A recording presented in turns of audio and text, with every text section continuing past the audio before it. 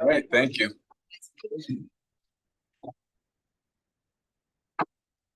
All right, good evening and welcome to the Port of Olympia Commission meeting. This is Monday, October 28th, 2024, and it's 5:30 p.m. And I officially call this meeting to order. Commissioner Harding, would you lead us in the Pledge of Allegiance, please? Yes, sir. Pledge allegiance to the flag of the United States of America and to the republic for which it stands, one nation, under God, indivisible, with liberty and justice for all. I always think I'm gonna forget it. Thank you. Thank you for that. All right, we have an agenda before us this evening. Is there a motion to approve the agenda? To approve the agenda. Second. We have a motion and 2 seconds. Is there any discussion on the agenda?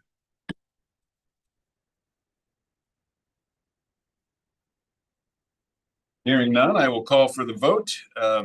All those in favor of approving this evening's agenda, please signify by saying aye. Aye. Opposed? All right, the motion carries. We have an agenda for this evening. And first up is Executive Director Smith for your report. Commission President Io. As soon as it pops up here. All righty. So we've been a little busy, not too busy this past week. We were fortunate last week to go and do a presentation to the South Sound Sailing Society, a little group of us, and Commissioner Vasavita joined us as well. And we talked about the Port Peninsula Integrated Master Plan, and also had an opportunity to just field general questions from the folks there, and it was great. They had some really good questions. They were very engaged, and it was great to hear their feedback, especially about their thoughts on Swantown and the marina and the boatworks. The Washington Public Ports Association puts out a monthly newsletter called The Manifest, and in October's issue, we were a spotlight. The article talks about our Bud Inlet cleanup and how we're trying to integrate the cleanup with some master planning for the Port Peninsula, and we thank WPPA for highlighting our port, and also thank Sean Gilbertson, who has some excellent quotes in the article. And last weekend, we went to Bucota in Bucota and participated in the casket races. And so huge thanks to Commissioner Harding for being our corpse, to Jonathan Wolf and Angela Burris and Ian Guerrero for being runners. And we were quite the fastest. Other people cheated, we think. But we did win the best costume team and cortege. So we look forward to participating next year and being even faster. We've got plans. Oh, and I have for Commissioner Harding, her participants t-shirt. So you after. All right. And then huge kudos to our someone who works in our marina, Jamie Sunger. She's actually in the bottom left-hand corner. She was the thunderstorm for Halloween. She organized an amazing party for our port staff and their families to come out and enjoy some trunk or treating and a hayride and just a whole lot of treats and fun foods, and just to be able to run around and enjoy themselves. And it was a great evening, and we hope to keep doing it annually. We also want to just note we've got a whole bunch of recruitments going on right now, and we're very excited to fill these positions with some awesome people. So notably, we've got 2 director level positions, a director of community and economic development and a director of enterprise services. We welcome all qualified folks to please apply. We're also close to doing interviews for an environmental specialist. We're looking at a new marina and facilities maintenance person, payroll and disbursement coordinator, a real estate senior manager, as well as a boatyard office administrator. So we welcome folks going to the Port of Olympia website if you are interested in applying. And last but not least, we always value your input. All of our social medias, lines is an opportunity, as well as our website. You can do direct emails or phone calls. We'd love to give port tours, and please, if you want to meet with any of the port staff or request one of us to speak, I'm happy to do that as well. And that is it. All right, thank you very much for that report. Is there any questions or comments from the commission? I Commissioner Hardy. would love for all of the commissioners to do Boo Coda next year. Notice it as a public meeting. It's so cool. See, that's a 500-person town and there's probably 1,000 people that come for this thing. It's really, really cool. And Boo Coda being one of the small cities that we support through our grants, I think it would be cool. I'm challenging us all to be there. And I loved seeing the family pictures with the staff's Halloween party. I think getting families integrated really makes a big difference in team building. So great job. Yeah, kudos to Jamie. Mr. Jamie. All right, thank you. Any other questions or comments? All right, moving on. Next on the agenda is public comment. Individual public comments are limited to 3 minutes per person. Members of the public may comment on agenda items and other port business. And guidelines for public comment can be found in the commission rules in resolution 2022-09, Article 6.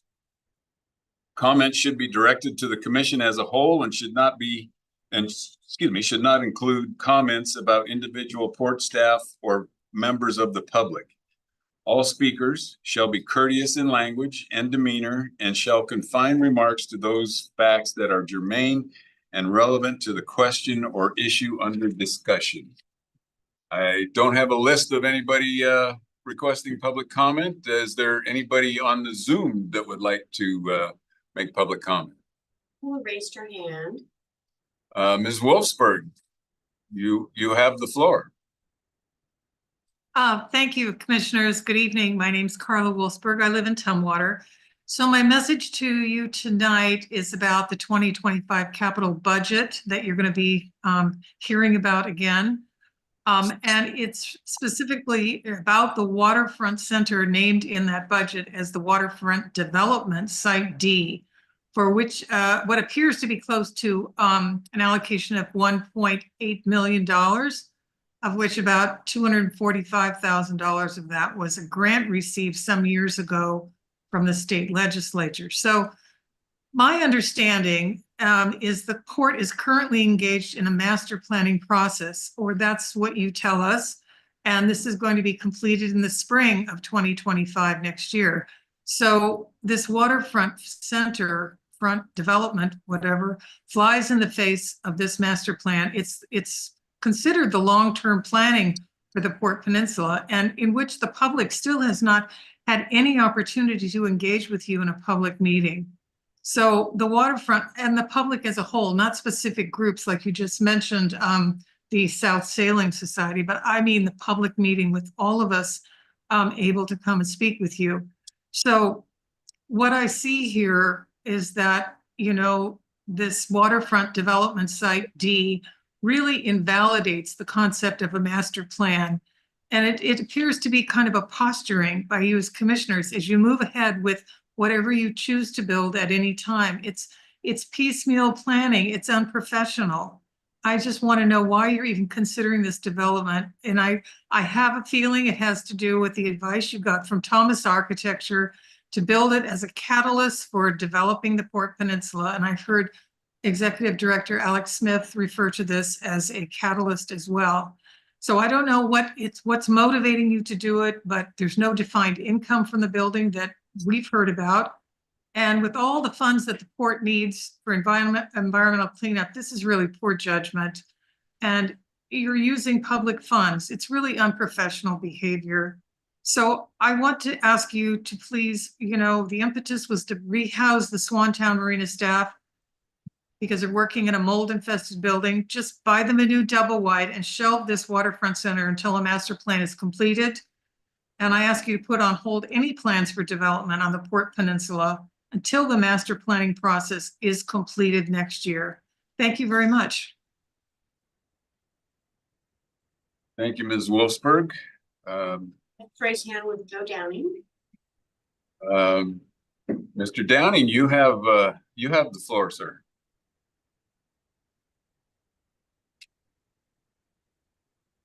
You're talking, we can't hear you. Okay, can you hear me now? There we are. Yep. Go Good right evening, commissioners. Great to see you. Joe Downing, City of Olympia, Thurston County, speaking to you. I've got two issues tonight. One is just a little recap of that last South Sound sailing meeting where the Port of Olympia staff was in attendance. And then I have a question about slide 18 of the budget that you'll be discussing tonight. So anyway, to the South Sound sailing meeting, I want to thank Port staff, including Alex, Camille, the environmental director, and I'm not sure who else, but for coming to that meeting. It was well attended. There's probably, 80 folks there in the audience. And as Alex mentioned, the conversation was robust, and it followed up on Facebook, and there were about 20 comments on Facebook. And, I apologize if I offended any commissioners, because I said that, I actually made the comment that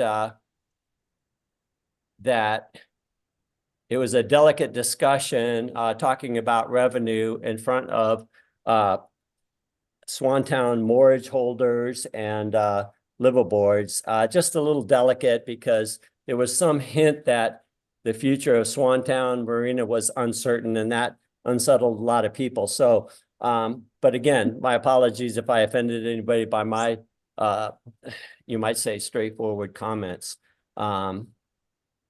One thing I would suggest, it would be great, is if somebody like your executive director could synthesize a little bit of a response to those 20 comments. And, our newsletter person at South Sound Sailing Society is a gentleman by the name of Steve Worcester, and he's at other-1@comcast.net. And, it'd be great to see a little follow-up article if you have time for that. Thank you. And the other topic is in the budget on slide 18. I think it's slide 18. We talk about admin expense. And, if you take a look at admin expense as a percent of revenue, it's always been crazy to me that properties does not show more net income, a stronger net income, because after all, compared to the marine terminal, the marina, and the airport, I would think that properties does not have, quite as much overhead or maintenance expense or what have you, but yet admin for properties, and again, properties is the lower segment in terms of revenue, but admin is 39% of revenue. So I see I'm out of time, but I just want to draw your attention to that, and I hope that properties can be, that you can take a look at that during the budget process. Thank you. Good to see you. Thank you, Joe. Anyone else with public comment this evening? Reiner had her hand raised. Ms. Reiner, you're there. Yes, can There you you hear are. me? Yes, Can you we hear me? Oh, thank you so much. Yes, I wanted to chime in about this budget issue tonight. As was said before, before changes on the isthmus can be made, we need to have a master plan in place. It seems like this commission has all priorities jumbled up, and they're making plans for the isthmus, even though there is no master plan. Every, months go by, we have these new commissioners have been here almost a full year now, and we have begged the last several months for another public meeting where people can ask questions regarding the Port of Olympia cleanup, the Bud Inlet cleanup, $200 million. There are a lot of technical questions that the public would like to ask. We have not been availed of a time to do that. Of course, everyone keeps saying, oh yeah, we're going to put it together. That'll happen. Well, months after month go by, nothing ever happens. I believe there's a lack of transparency with this Port of Olympia Commission. And another issue about lack of transparency, I've heard other people give public comment regarding the Port of Olympia employees and the union. That has never been discussed by the Port of Olympia. That's always on the back burner. I know we have new commissioners now, but they've been here almost a full year, and I've heard no discussion whatsoever. So it seems like we have a commission go along to get along, everybody vote in lockstep. And that's very disappointing. I thought we had some commissioners that actually thought about these issues closely, would ask good questions, would ask technical questions about the Bud Inlet cleanup, about the sampling of the dioxin, the toxins in Bud Inlet. Many of us have asked for more information regarding sampling on the isthmus itself, because the dioxin hotspots are in the isthmus itself. We've been put off each time saying, oh, we'll get to that when we come to that. No one has ever addressed these issues. I realize you have 7 new employees you're going to hire. So here we go again. Do you have enough money for that? A new building has been budgeted for the Marine Center. $1.8 million. Where is that going to come from? No one ever talks about that. Yet we don't have any public meetings. So of course, I'm sure that everybody will say, oh, we'll have another public meeting soon. It'll be soon. Month after month goes by. It never happens. Lack of transparency with this commission, a huge lack of transparency and public ability to ask the tough questions. Thank you very much. Thank you, Ms. Reiner. Is there anyone else with a public comment this evening? Seeing any other raised hands? Okay, we will move on then. Next up is our consent calendar. We have one item on the consent calendar. It's the minutes from September 23rd, 2024 and October 14th, 2024. Is there a motion to approve the consent calendar? So moved. Second. We have a motion and a second to approve the consent calendar. Calling for the vote. All those in favor, please signify by saying aye. Aye. Opposed? Consent calendar is approved. Item G, pending issues or business. This evening, we have a briefing from POCAC member, which is a POCAC member update. Joel Hansen, Chair of the Port of Olympia Citizens Advisory Committee. You have the floor, sir. Thank you. Thanks for having me. Glad to be here. Quick update. I'll be very brief because Fisher and I have a Cub Scout Court of Honor to get to in 45 minutes. I think we've got a couple of things to apprise you of and update. We've got all of our subcommittees up and running, and they've been meeting and they're working on work plans. So I think when I come back maybe next month, I want to invite perhaps the chairs of those subcommittees to update you on the work that they're doing about their work plans for the coming year. The other thing, the Peninsula Master Plan process, some of the folks on POCAC, we had a robust discussion at our last meeting about how our work will intersect with the work of the master plan process and the team that's working on that. And so it's a conversation to be had, but we are excited about it. We think it's a great step forward to be working on a master plan for the peninsula, and we want to be involved and we want to support the commission in any way that we can as the POCAC. And then the last thing, I'm going to ask our immediate past chair, Deb Patton, to come up and help me with this piece. We're going through the process of nominations and elections for positions of leadership on the POCAC for next year. And in doing that, we're also looking at the vacancies we have and the number of members that we have whose terms are expiring at the end of this year. And there's two things. One, over half of our committee have terms that are expiring at the end of this year. And so there is some language on the website and in the resolution that says the commission can choose to change those expirations to create more staggering if necessary. We wanted to just let you know about that because it's something we may come back to you with a recommendation. And then also Deb is expiring, her second term is expiring. And so the way that our resolution is written right now, she will leave the POCAC at the end of this year.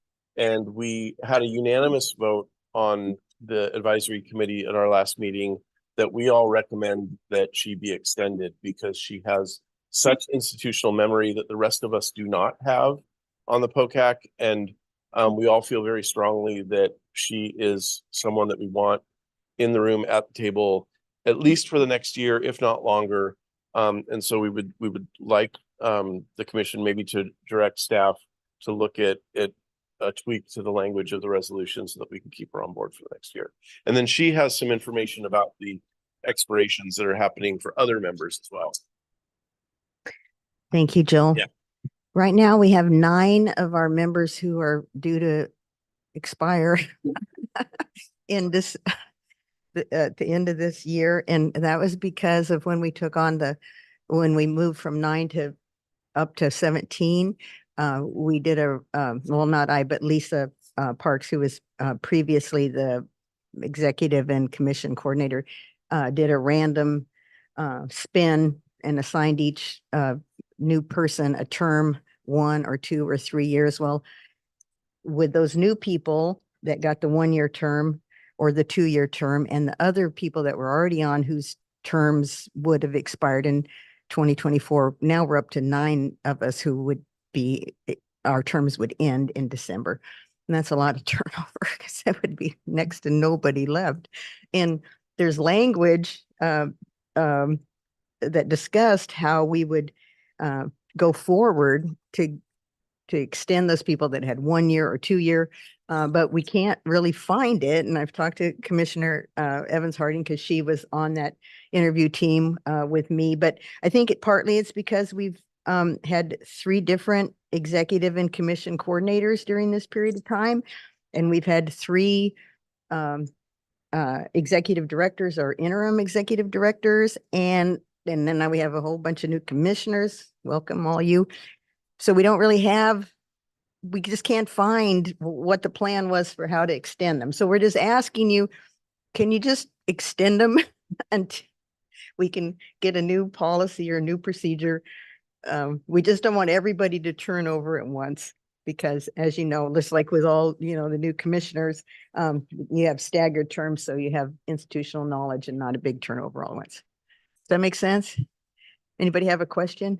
I do. Yes. Kind of a question statement. My preference is that the resolution be much less specific on some of these administrative details so if you're comfortable, Joel, maybe you could just send the sentences that don't work for you. And what I'd love to do is bring to the commission a proposal just to bring it up 100 feet, as opposed to bringing a motion just to waive the deadlines. I just want to remove them for now. If that works for you, I think I'll work with Debbie and Quentin and some other folks to come up with that and just present it through Executive Director Smith. And if that works, that's a process that we're happy to do. We just wanted to bring it to you so that we can get direction on how you want to handle this. And I apologize, I probably was the institutional knowledge and I don't recall. A lot on everybody's plate. It's expired. Yeah. Sorry, I didn't mean to. No, that's somebody. We also just want to remind you that we do have applicants from when we when you all last posted openings, and there's pending applicants. So if you could just, whenever you can fit it in, interview that person or persons so we can move them on, because we do not have the full 17. And Alex, can you share those with us as commission members? Yeah, I think, yes, absolutely. Happy to do that. Terrific. Thank you so much. Appreciate your work. Deb, thanks for being willing to continue to extend your term. Yes. We're lucky to have you.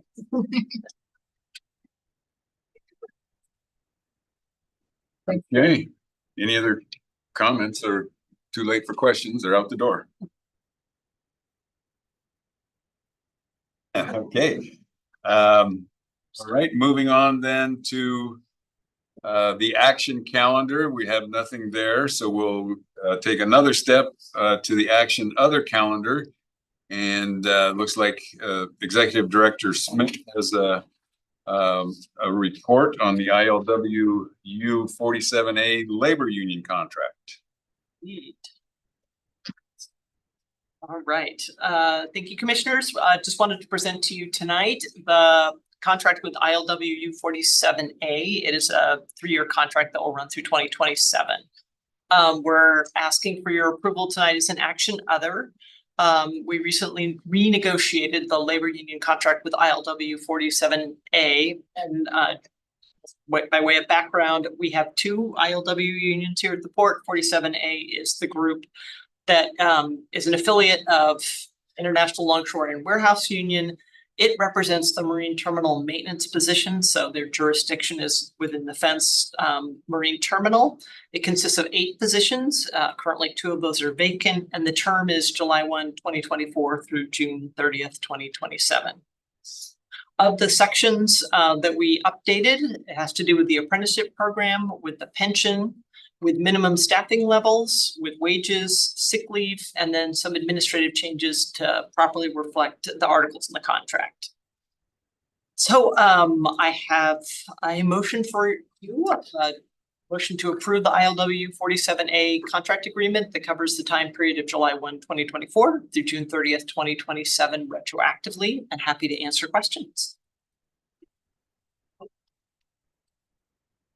And I have it here for commissioners to sign. I move to approve the ILWU Local 47A contract agreement that covers the time period July 1st, 2024 through June 30th, 2027 retroactively. Second. All right, we have a motion and a second to approve the ILWU Local 47A contract agreement that covers the time period of July 1st, 2024 through June 30th, 2027 retroactively. Is there any discussion with the commission? I just want to say I'm really grateful that this is done and Alex's hard work along with the mediator and the team to really get to where we were. It was a long process, and I know I've asked many questions over the time frame since you've been here, and it's great that we're here. It's taken time. We're here. Any other comments? I'm really excited that this motion is being brought before us today. I've been actively involved being updated on the commission side of things, as well as meeting with folks to listen to their concerns and issues out just as a person concerned about wanting to hear both sides. So I really appreciate the time invested by everyone to come to a resolution, and that this has been on my radar since I started my commission work here at the Port of Olympia. Thank you. Any other comments by the commission? Before we call for the vote, let's see if there's any public comment on this agenda item. See any raised hands?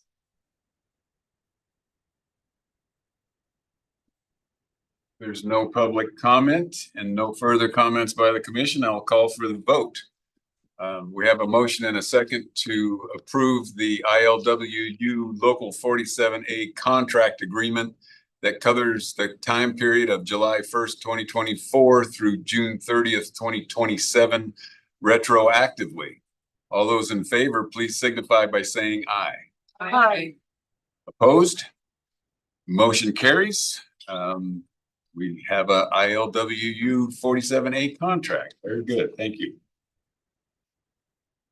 Moving on now to the advisory calendar.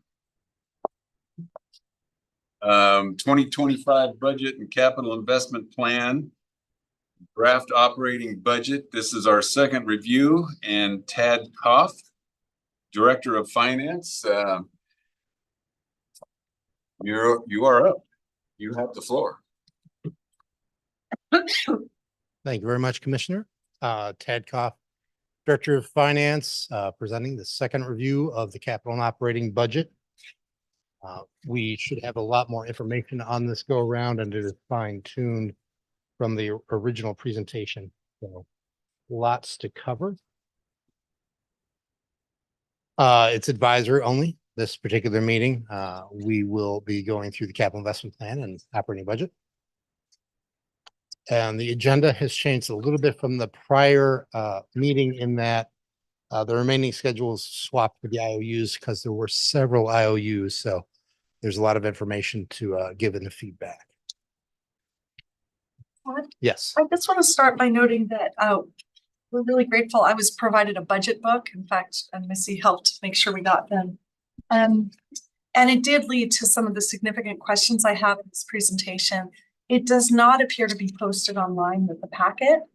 And so I wanted to understand that because I am interested in bringing transparency to our work. And I think just how did you think about the budget book? It is a draft. Online, on the website under budget. And it was posted the day after. The commissioners. Oh, terrific. That's really great. So on the website, not with the meeting packet, but in a different location. Yeah, under the, I don't know, our website. When we were putting that out, there was some concern about the volume and not wanting to have people print out a very large document when we were going to provide the actual draft budget books, physical books to the commissioners as well. So there's a budget and finance tab on our main page and the proposed budget for 2025 draft capital investment plan, at least operating and capital is on that page instead of in the commission packet. Yes. Thank you. It helps to have someone with an actual laptop open over my shoulder because I can't see it myself while I'm standing here.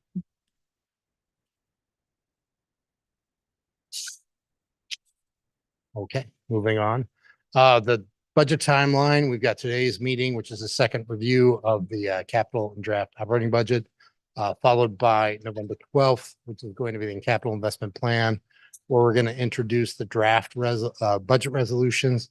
A slight note that we are going to add some language to the budget resolution draft, the budget resolution language, so that we can have rolling capital projects, so that we can address where capital projects in the current year roll into the subsequent year. So there will be a slight change to that language from what you're used to seeing. Then we have the November 18th meeting if necessary, if we have more items to consider. And then we will be wrapping things up on November 25th with the budget and tax resolution adoption. Can I ask a question? Yes. Last year we had the budget with like the coding number. Will we have that again this year, that level of detail, or will it be at this level of detail moving forward? I know we've been moving forward with the budget.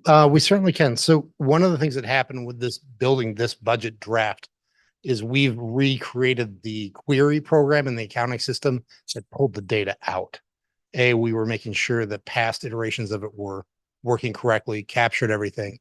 And with new staff, we're trying to streamline things behind the scenes. So some shortcomings on this particular draft are that the index isn't on here and there are some other missing information. So we'll put a note in to make sure that you have the version that has the GL account numbers.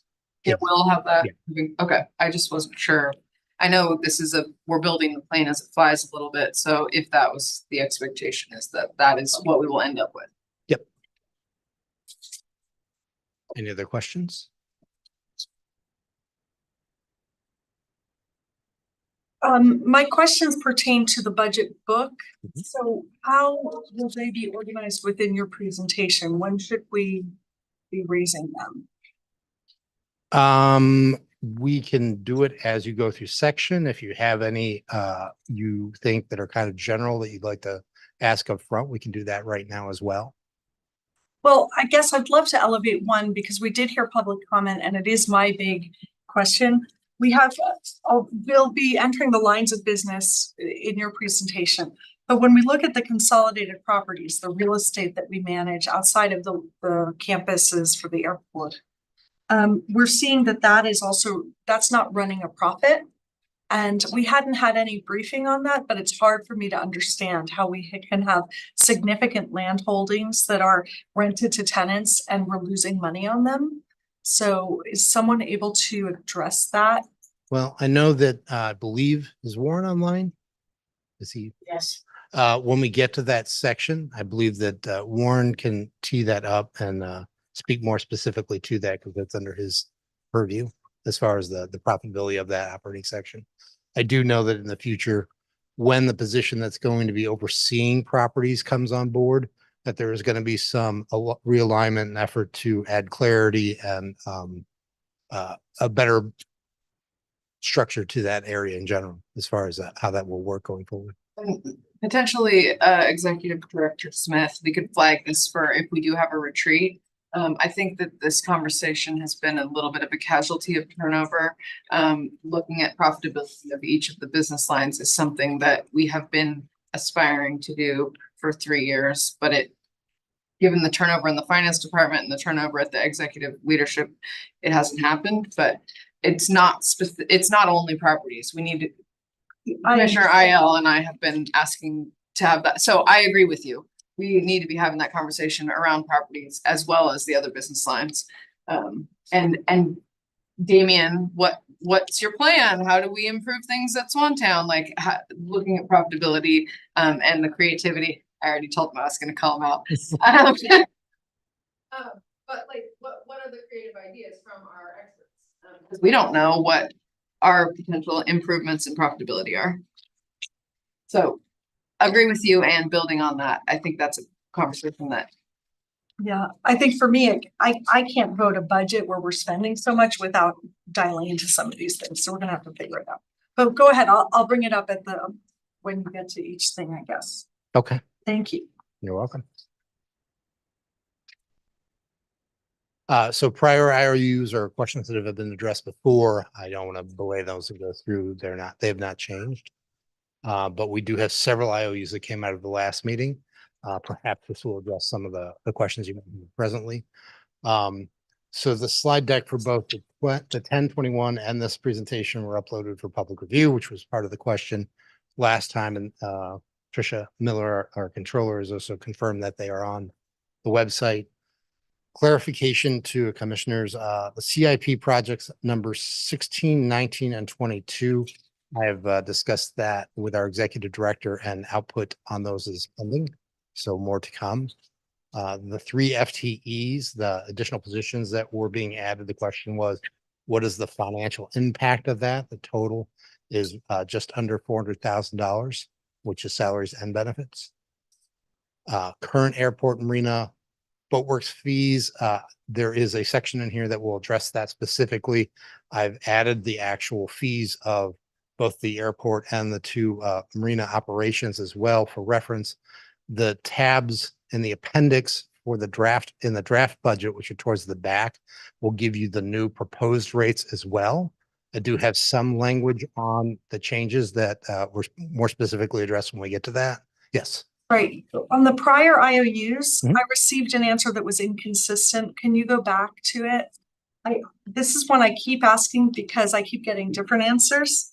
So the business line environmental costs, none of the costs under environmental admin are duplicated elsewhere.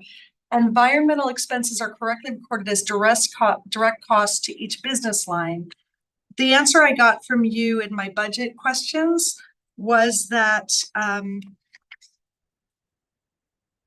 environmental expenses are not allocated to the operating departments. They are captured under environment in non-operating. So I'm still trying to get to the bottom of this question, which is which environmental costs are we allocating to business lines versus to environment non-operating? You are correct. That is an anomaly on that line. I do have an updated answer because that is a repetition of the question. So I will strike the first bullet under there and we will address that there is roughly $2,000 going into about $10,000 of that is directly under environmental admin. It's a small dollar amount, but it is there. The 10,000 is slated to be in there for 2025, but we can move it under the airport directly. But it's $1,000 is not right. But the second thing where you say environmental expenses are correctly recorded as direct costs to each business line. Except for the $2,000 Yes. this year and $10,000 in next year, which are related to the HCP, which will then roll up under the airport. Yes. And so we have very few costs incurred for the HCP. It sounds like that's not costing us a lot of money. No, and a lot of that has been funded by a grant. So that is confusing. I'm sorry. And you are correct. That is a good catch on that first point. Well, okay, thank you. Thanks, I just wanted. But Go ahead. that statement is correct, except for the 2,000. Except for the two, and then the 10,000 is just a projection. We're not sure that it'll be that high. Sorry about that. Does that add clarity? Yes, thank you. Thank you. New IOU. Nope, we're not done with them yet. So the 10-year marine terminal, compared to P&L, was sent out to the commissioners on 10/8. There is a kind of a spike or drop in that in 2021, 22 and 23 that had to do with the OPEB and the recognition of it. You'll see a fluctuation in there that looks a little odd. And we can go into that in more specifics, but that's a fairly long and detailed item that I'm not sure would be a good format, or this is a good format to go into that, but I did supply that information directly. Had the hope was that that would be built into something when we come to the marine terminal asks, it's relevant context for the decisions moving forward. So I'm hoping it will become part of how we get briefed on the marine terminal warehouse.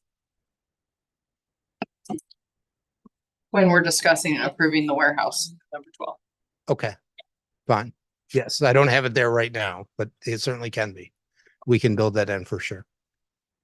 And that would be options presentation that you're referring to, not the financial, but the actual. Yeah. Right. I guess it's a both and. It's in the budget and it's options presentation. I worry about this briefing because if the slide wasn't then provided in the materials for today, just to explain, I wanted to understand the marine terminal was profitable up to some time, and around 2015, we started running negative for a set of years. And Option last year helped bring the revenues into the positive again. And I think the year before with COVID. So there's a history of the marine terminal. That's what we're talking about. It's relevant to future decision-making. It's relevant to capital items in this budget. It will be included in that presentation. And then finally, the slide with depreciating assets. I did not do all of the depreciating assets. That would be really impossible to see on here. So what I did is I've created a slide that's got kind of a sampling of representative depreciating assets from different operating groups, what they kind of are made up of, how they work, the year span and the impact of it, just to give an understanding of what does that mean, and hopefully that will help answer that. So as stated before, I'm not going to go through these other than to say these are the next three slides are the this year's current fee schedule from the website pulled onto the presentation as requested for reference. And then again, that in the appendix towards the very back of the draft budget, the new rates are in there. I do have a sheet, and I believe Warren may also be on the line to add any questions as far as the reasoning or the rationale behind some of these. I know that was part of this, so I'll just swim through those quickly. One thing for the retreat, I think having Chris and Damien talk about vacancy rates, that's the wrong word probably for an airplane, but you know, which of these are we always full on and which are we not? And, you know, projecting out how we could increase profitability, like looking at that from your lens, I think with both of you would be, again, we don't know what we don't know. So if you have suggestions or ideas on changing that, maybe we can talk about that at the beginning of next year. I can say generally, because there was a lot of back and forth and dialogue about this subject, that comparative marine costs or terminal costs and our rates are viewed as competitive. We have extensively looked through our marketplace where we operate. We are not vastly above or below. We are at market rate. We are not subsidizing the rates, so to speak. There were some. Yes. When we did that, do we write up a decision memo? Is there anything other than you're saying we looked at all this stuff and thought of everything? I did actually send to the commissioners, the write-up that Warren came up with some of the rationale behind it as well. If you want further detail specifically, I mean, I'm happy to do a deeper dive on that as well. I'm not sure exactly what areas or how you want to see that and what competitive analysis is done.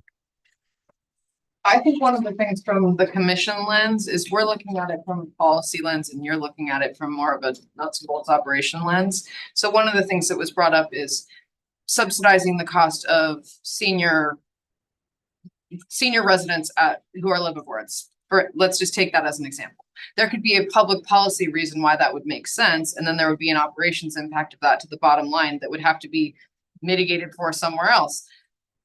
Policy question we can talk about, and then we can talk about operationally if that would or would not work. I think there could be similar policy level questions. We don't know what we should be charging for, I don't know.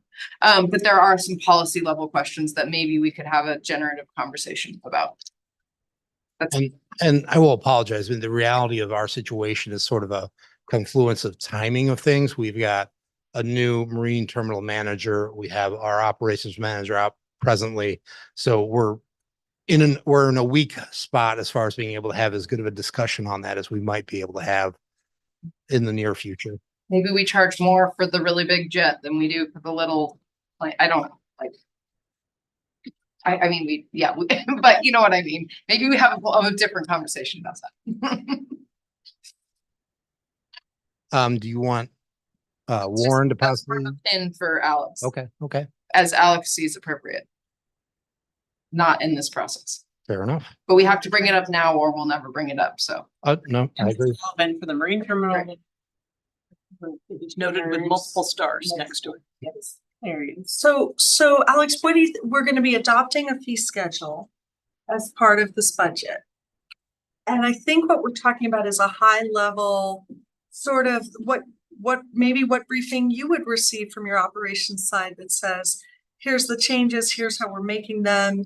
Here was a red flag, here's something we considered putting in step with everything else, but we decided not to because of, equity, the impacts of affordability. And are you able to bring us that kind of a briefing on the fees? Because I do have a 2-line in my email, which is like, Warren says that based on comparisons, our marina rates are competitive. That's not quite the same thing as what was the thinking that went into the fee schedule.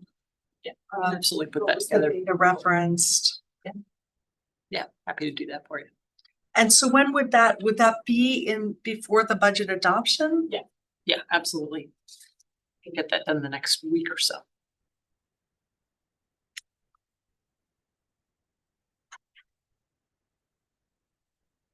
Moving on. So this is the depreciation of select assets from different operating groups. Just kind of the types of things that we're depreciating, where they live. And of course I printed that in tiny paper, so I'm gonna have to look at one or the other, but not to go through it line item by line item, but there are things that you would tend to expect. The airport would have a airport building being depreciated. We have docks. We've got a fuel dock being depreciated over at the Marina and Boat Works, the fuel dock. There's a stormwater facility. That's a good example of some of the environmental mitigation that we're required to do. We got the Shell station building. Are there any specific questions, additional questions about, I'm not sure. I'm struggling to make sure that I'm answering the question and giving the detail that the commissioners would like to see. This is just more of a broad, like figuring out how to present the budget to this type of commission body. I think having a high level, like maybe WPPA could give us a little education piece, both for the public and the commission, of defining some of these things as we're moving through the process and flagging things from an operation standpoint and a policy standpoint. I don't know if WPPA has anything like that, but it seems like it's always been a little clunky, the back and forth of, not with you, Tad, before you. Just in general, like which questions are relevant to ask the commission, so. Well, I'm sorry. If this is in response to a question I asked about depreciation, which I can't tell from what it is, I can share that the motivation I have is that we were asked for transparency to include depreciation, right? And you've helped do that in our budgets. But when we're interpreting how a business is operating, that may not be the most relevant thing to include and to look at. So I had asked a question that was about sort of helping clarify when we look at one versus the other, as we present our budget. This may have been an answer to someone else's question. Yeah, that's true. Actually, in the work session, I was just wondering what our depreciated assets were, and I wouldn't have guessed that our document filing system was a depreciating asset. And as a new commissioner, it's really helpful for me to see this. And this isn't intended to give you kind of an overview, a sense of the types of things that get depreciated. It's certainly not comprehensive, and it's really my best shot at it. So if you had further questions or wanted to see more detail, I have it. But it's not very presentable in this format. One thing that's come up in my conversations is that we're depreciating assets that were paid for with grant dollars. So there can be this interesting distinction between things that we paid for with grant dollars that now are showing up as a depreciating asset, as they should. But I don't know whether adding a column of like, was this paid for by grant dollars, or what percentage is possible or relevant. For me, it does change the understanding a little bit. It is, I understand where you're coming from. It's not something that from an accounting point of view, I can ignore the true value of an asset that we have, but from the interpretive point of view, from the intuitive point of view and the decision-making point of view, let's say something was 90% supported by a grant, we have the asset, we have the depreciation. When you're interpreting that and looking at it and seeing a large depreciation number, to go, well, we're recognizing that portion of that asset that's being used in this time period to build revenue, all that good stuff. But I do appreciate that there are other ways of looking at it where that might be useful. So we can take a look and try to tease out a number of that to help any decision making, or to see if there's a value there. I think it's pretty important because as an economic development community, part of what we're doing is recruiting resources into our community that build a new bridge or a new shared asset that we all enjoy.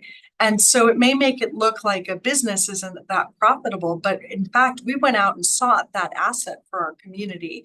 So we need to figure out ways to look at it. I think Commissioner Harding has helped tease out that part of it is our budget conversation isn't really intended to be an accounting conversation. The accounting work is what gives us accurate information to use. And so I think that's an ask to our director. I really think that the bigger picture conversation we're trying to have through our budget is something that would be helpful to be walking us through.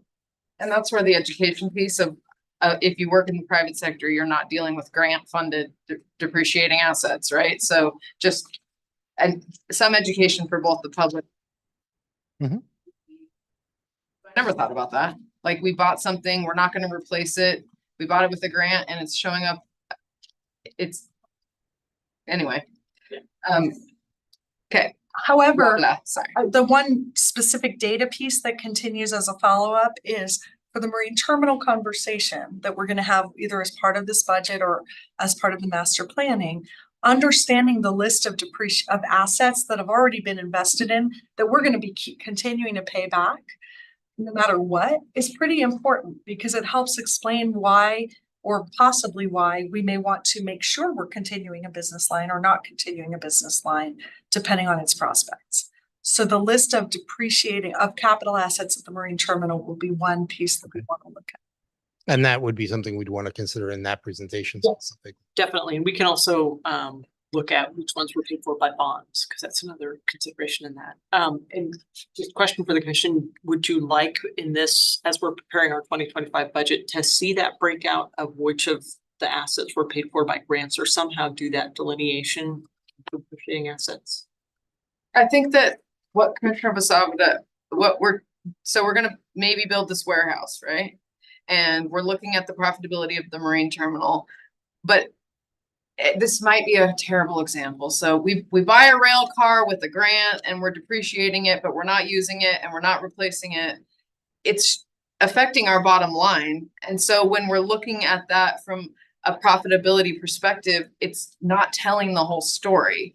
And so that's where we're trying to tease out the accounting realities, which you know how to do, from the decision-making realities. So however you want to do that, because the marine terminal actually does good stuff. And like, that doesn't mean we didn't buy something or get something with a grant or have realities. But how do we accurately and how do we tell the story of it is profitable in many ways, you know? I might be able to address one of the statements you made that I may have heard it correctly or incorrectly. I'll give the example of the crane because that's been surplus, and the opportunity to sell that is now waiting for the best opportunity that makes monetary sense. When that crane would be sold, we would not keep the depreciation on the books. It will go at that time as well. And when the rail cars were, that was addressed and we were able to make a good deal on that, we're not going to continue to carry the depreciation on that as well. So Right. those efforts and cost controls and attempts to get that down are pervasive. We are actively pursuing that. And until we sell the crane or we have depreciation from the crane on the books that impact the bottom line of the marine terminal. Yes. So that's the story that we're trying to communicate with the public. We're trying to communicate that when you look at the loss, that includes depreciation of an asset that we are planning on disposing of. It doesn't necessarily say we did this much business, we brought in this, you know what I mean? Mhm. We have legacy, which all businesses do, but in a public agency, it's a little bit different. It seems to me, based on grants and things like that. We can work on trying to shed more light on that detail for sure. So that is the purpose of that slide. I'm glad it added some clarity. And we will have more to come. So continuing on the IOU list, this is a segment I'm going to hand over to our controller, Tricia Miller. She's got experience from the Port of Port Angeles, extensively working with an airport and fencing it off. And I know that that has been an ongoing request of how do we fence off in an accounting sense and control that from now on, regardless of whether we're doing it historically and looking back in a balance sheet sense and where do we stand, but at least knowing that we've got a way of doing it, a method that is that works. So we'll hand over. Good evening, everyone. So at our last work session last week, the commissioners talked about wanting to have a greater understanding of the airport and how we need to be in compliance with FAA rules and regulations. And this has been a commissioner ask for quite a while. So we're starting to look at this, and I have experience at the Port of Port Angeles. They have an airport up there, and it was the same situation. So the good news is that we are currently recording our direct revenues and expenses. They're isolated under an airport master plan and the actual departments within our accounting system. So that's half the battle there. So the next part is the GA allocation. So the FAA has certain requirements as to what can be and cannot be allocated to an airport. So using the modified total direct cost model as specified by the U.S. Office of Management and Budget, it is basically saying they recognize that entities have more than just airports. So they're allowing for costs to be allocated to the airport, but they do limit certain things. So, excuse me, the next bullet talks about how the FAA calls out that no general port-wide business development expenses can be allocated to the airport. There's also an item with cost of goods sold pieces of expense. It's a complicated calculation that I can put into a spreadsheet so that it would explain it a little bit better. There's things that go kind of, you can add this, you can't add that. when you're looking at the calculation and the percentages that you can allocate to an airport. So the piece that we're lacking currently right now is putting our airport balance sheet items separately from the port. And that is going to require that we do some chart of account work, which we're looking at also anyway. So it's not difficult, but it is time consuming, and to make sure that we are following all of the FAA rules and requirements. So this also leads into another item that the commission has been asking us about, and that's the G&A allocation to all business units. While I was researching some of this FAA work, I discovered that the allocation method that is being used currently, and going back, I went back 3 years just to see the allocation method has been based on revenues. So I'm used to looking at allocations based on expenses, with the theory being that the more some department is spending, the more administrative work, it's taking to support those departments.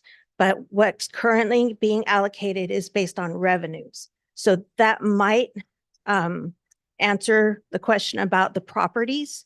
So our department properties, which is, I know them by department numbers, which is an accounting discussion, but it's like 060 through 068. I believe that's correct. I was just looking at the allocation, and that is what is bringing it below profitability. So to get our airport into compliance, I'm proposing that we change our model to expense-based allocations. So for the 2025 budget, it's going to change our allocations slightly, our numbers. Our total administrative G&A will not change. It's about 4.1 million. And so it will change the percentages that get allocated to the operating departments. I know, I'm sorry? Significantly? For some of the areas. A little bit, yeah. It will change them. So I will have to have that for our next meeting. I'll show a chart of what it is now and what it would change to, so that the commissioners can see the difference between revenue and expense allocations. And so, so that's a promise for our next meeting. My guess it will significantly affect the bottom line of how profitable the properties look. I believe It so. may shift how some of our business lines look, because a lot of them were almost right around the break even. And so I think it will affect almost all the numbers that you've presented so far. And I'm hoping it won't be a significant change in the allocation, but it will change. Because revenues, it's a different animal, revenues in the expense allocation method. And at Port Angeles, did you track the airport balance sheet separately? Is that how you did it, or did you do it a different way? We did not track, or it wasn't as big of a community issue as to whether the airport was being subsidized by the port. It was a common known factor. So it's not going to be difficult to do. It's just something that we have to be conscious of and do. So, and does anybody have any questions about our process of how we're going to get the airport changed and if in front of all of you?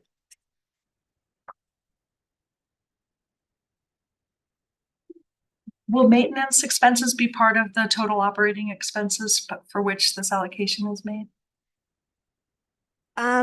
Currently, expenses are booked into the departments where they happen.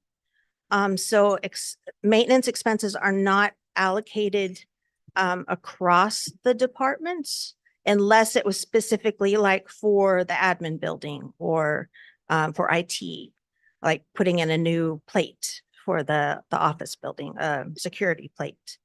But and where those live, which is an interesting, I'm jumping around here, but other operating expenses, if you look in the budget book on the different lines, it's a big number on most of the departments. And that's where the maintenance expenses are living.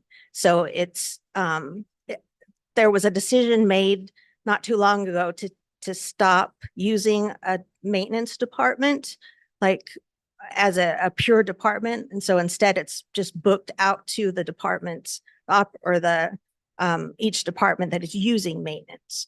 So it's, we can change that to make it more visible and more transparent. Instead of having the other operating line, we can add a better description there. And I'm embracing the there's no dumb questions because I feel like it just does this a little bit. What is, so under operating expenses, there's other operating expenses, and under maintenance expenses, there's other operating expenses.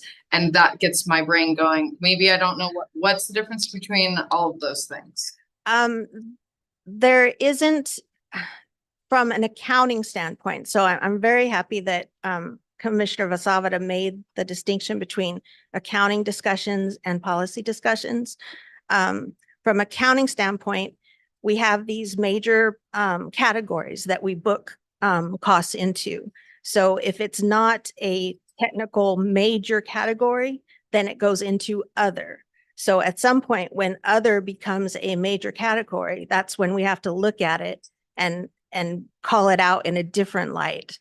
So there, and there are mechanisms for accounting wise to do that so that it can then be transparent, you know, without bogging down the actual looking at the departments. And what's the difference between operating other operating expenses and maintenance other operating expenses? I would have to go in and actually look, and when Tad comes back up here, I can look in our reports and look that up for you real quick. Well, But- once we get the coded budget, it'll probably be more clear. I just was like, not. Okay. Yeah, it's trying to distinguish between operating versus maintenance and then subcategories within those categories. But yeah, we'll have that for you.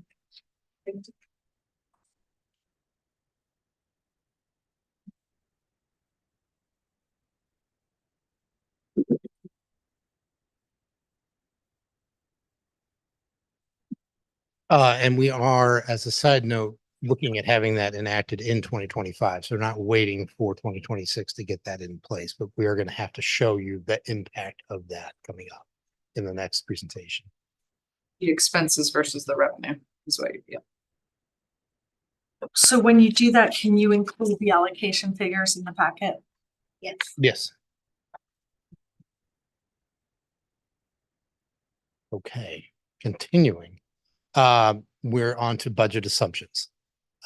These are updated again because we've made some changes from the last meeting as well.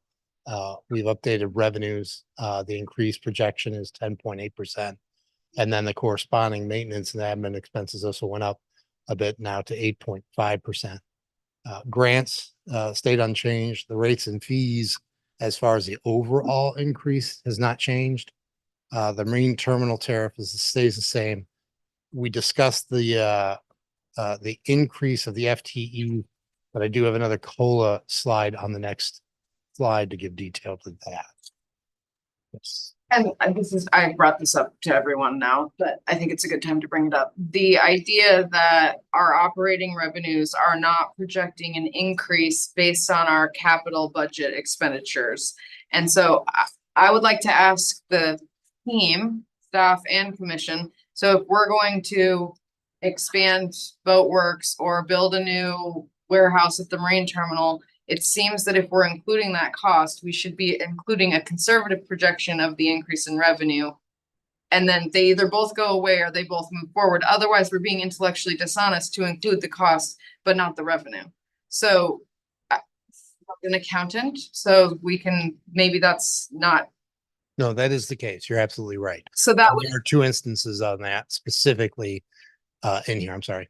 Well, and that would change this, right? Like our operating revenues would be reflected differently because we would have an increase in both of those two Yes. departments. So I would like to ask the commission, I think that that should be changed. I think that the budget should reflect, if we're gonna spend $4 million on a warehouse, we should reflect conservative projections of the increase in revenues at the marine terminal. If we're gonna expand Boat Works, what are the projections? Recognizing that they won't all be recognized at the beginning of the year, it might just be a portion of the year, but still, if there is anything in 2025, does anyone not feel that way? I would expect it. So that changes the. And It will. And I think it helps tell the story of our capital expenditures as well, because we're saying we're investing in this based on this revenue, increase in revenue, return on investment, profitability, like this is what we're trying to, again, communicate out, is the reason we're buying this is because, and we don't have to tell the whole story, but I think it's, anyway, just. I think one of our challenges is some of the things we buy in our capital budget are sort of routine replacements. And they're just a part of the status quo of doing business, and things age, and luckily those things can get fixed. Sometimes we're making an investment that's in a new strategic direction. And those really, we need to have substantiation of, what's the direction? Why do we think this is a good direction? So Commissioner Harding, I agree, and was on that line of questioning last week on the budget, that if we're anticipating revenues from a new strategic direction, we should include them in our budget conservatively. But also that it doesn't apply across the board to every capital investment we make, because many of them are more routine replacements for the status quo. Okay. I do have, I think there are two specific examples that you would be driving at in this presentation. One would be the expansion of the area around Boat Works, the lots that might expand there for, I think it's boat maintenance that goes on there. And then also the other one just totally evaporated as I was saying that. Oh, the income, the proposed income after the temporary warehouse facility was built. Obviously that would come online at some point throughout the year, but at some point that would also be generating revenue. So those two items are not included in here. I'll bring it up again when we get to that specifically, but to the Boat Works, roughly the increased spots associated with, and I think it's number 9 on the capital projects list. That expansion would add to revenues by roughly 190,000 a year. And the expansion at the extended or new temporary warehouse space, once it kicks in and starts generating money, the amount of revenue increase in 2015 that's expected is roughly an addition of $200,000. And item 10, the derelict vessel demo pit is an increase in revenue too, right? I mean, that's a revenue, that's a, no. So I guess if there is an increase in revenue, it should be reflected in the budget. Okay. We'll go back and look through it and add that. But we'll have to call them out specifically, because if it's only for those instances, we'll have to highlight those. So definitely. And detail on this slide is salaries adjustment. So this is the breakdown of the COLA adjustment increase that was discussed, and this is the proposed makeup of that.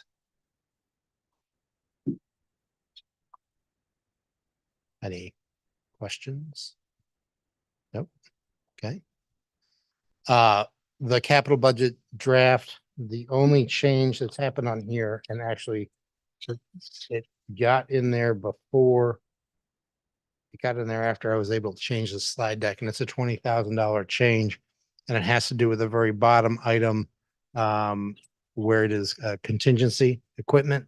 There's a $20,000 ad that is for IT under the camera project, for cameras we're working on around actually various operations. That's the only change to that. I have a question, if you go back to that, as we talk about the G&A allocation, because it seems like there's expenses that are our operating expenses, and then there's what we spend on these capital projects, right? And you can see here very widely disparate investments across these areas. Capital expenditures don't have any direct impact on the G&A allocation, is that correct?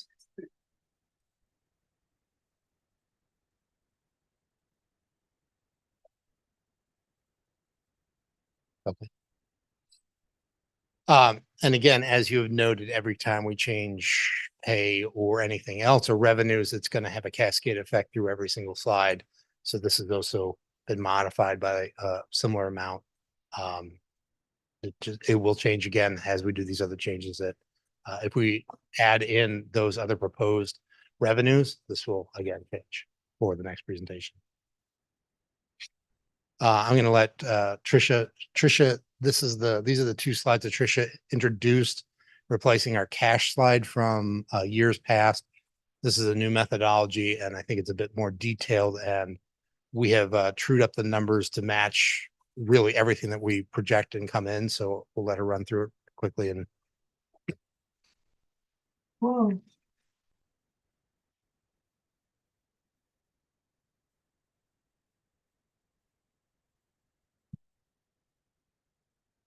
As Tad said, we introduced this at the last meeting or the last work session. I have refined these and corrected a few of the calculations that I just had in the wrong column and didn't subtract or didn't add correctly. So the first slide is what our projected 2024 we're expecting to do based on our projections for where we're at currently with revenue, expenses, our spend on capital, our grant revenue. So as I explained last time, this is a one look where we can put all of the port operations onto one slide. Usually we talk about our money in different buckets. It's either our general operations expenses and revenue, our capital improvement, or our debt service, or our grant revenue. Here, we're able to bring it all into one slide to see the impact on total port. So if we started out the beginning of 2024 with about 21 million in cash. This is a cash look. So depreciation is not included in here because it's not a cash impact. So looking at where we expect revenues to end at the end of 2024, our expenses, what we use are, we had some cash received from the sale of property earlier this year. So taking all those things into account, we come down and we expect that we'll be at a cash impact of about 27.9 million at the end of this year. I'm going to make it go the wrong way, probably. Oh, right way. Okay. So all those balances we pull those forward to the beginning of 2025.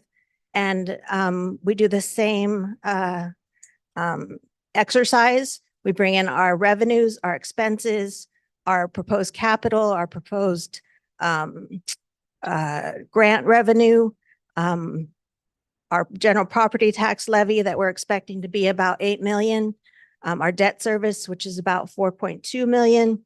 And so all those things coming together, we expect to end the year 2025 at about 20 million.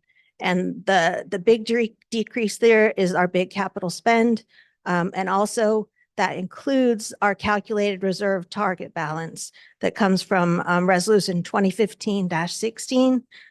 TAD recalculated that a little bit a few months ago and comes to about 12.6. So that is included in the 20 million. So are there any questions on this slide or the previous one?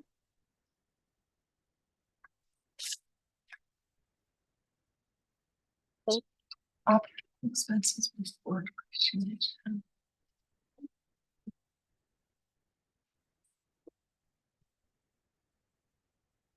I see notes going on, so I'll leave that on the screen for a second. People are still writing.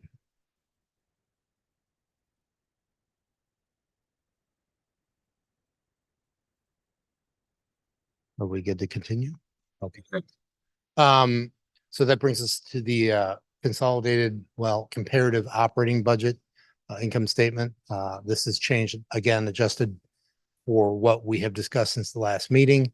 Operating revenues, operating and maintenance expenses, and the operating and maintenance expenses obviously changed with the change in the pay increase. Again, I won't go through this in fine detail because we're going to change it again now that we're going to see the changes from tonight. So this is always a kind of a fluid work in process. The following slides are just merely the breakdowns by operating unit that have also changed accordingly. Any questions before I get off the?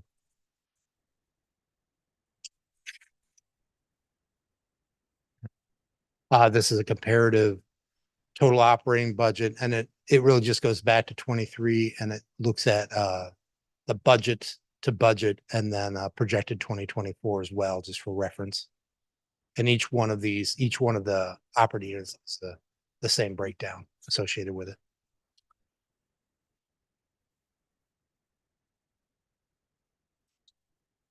The operating overview of the airport, again, has changed a bit, increase of 6.9 projected currently, with operating revenues, expenses increasing by 26.7 and maintenance expenses decreasing by 19.7.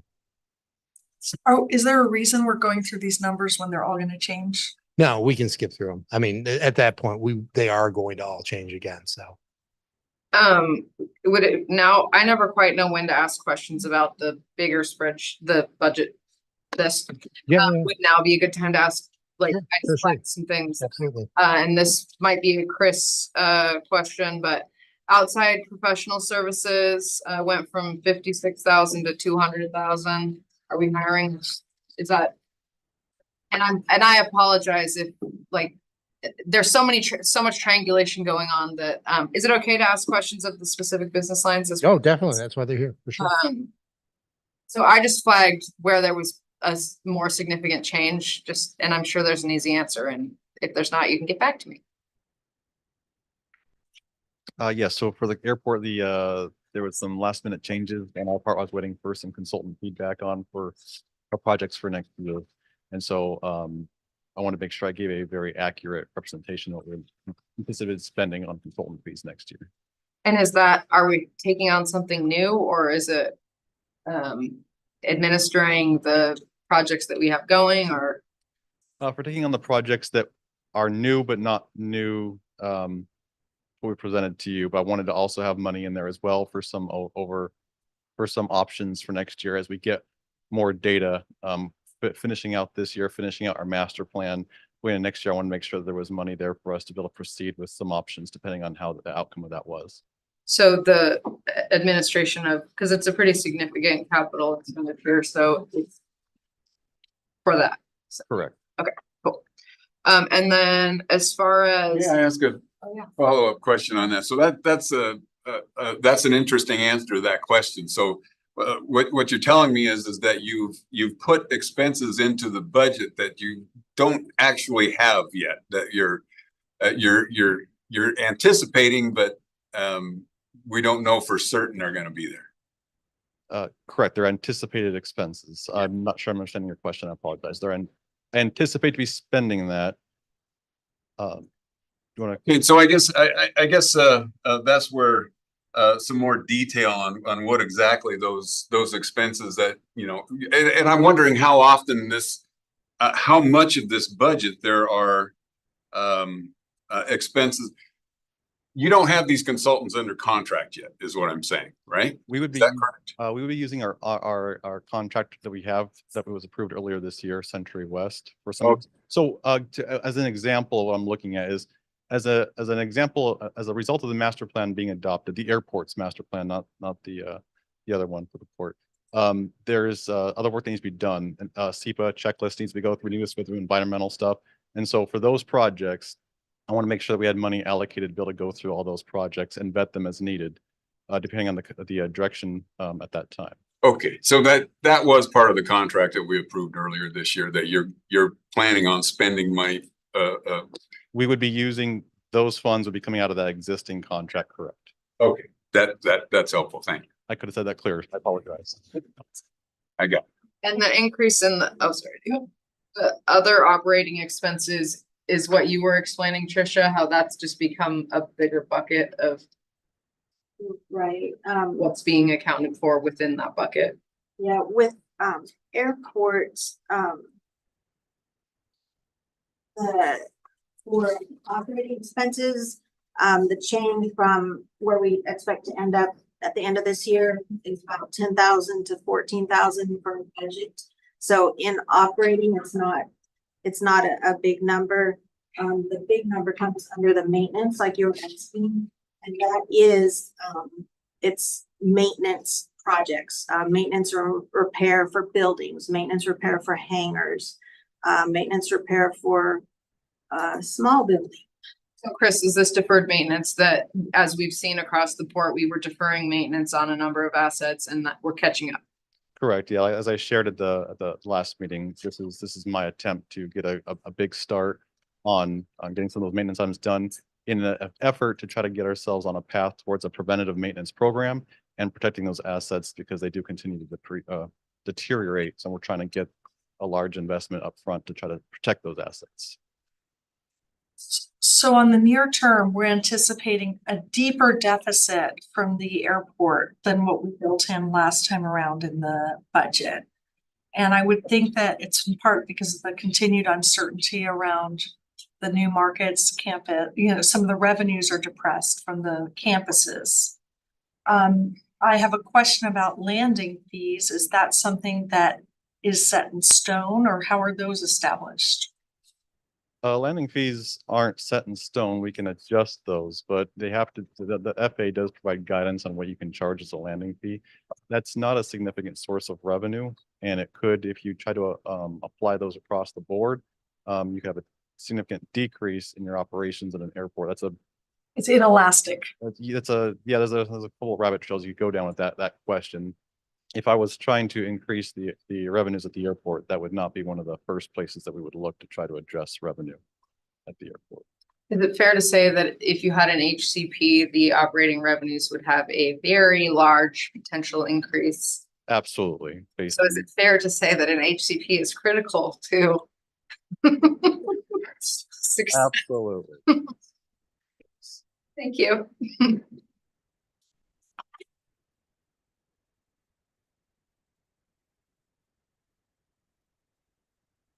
Thank you, Chris. Sorry. Oh. Sorry, I didn't go all the way down to clean water. So on clean water, other operating expenses actually decreased by less than 90,000. And so I was with our maintenance and whatnot. Did you do something and now we're not doing something, or is there just less of a need because those buildings are getting sold? Good job. I think that might be the case, but I would actually have to defer that to Warren in Clarita's absence if he's available to answer that question.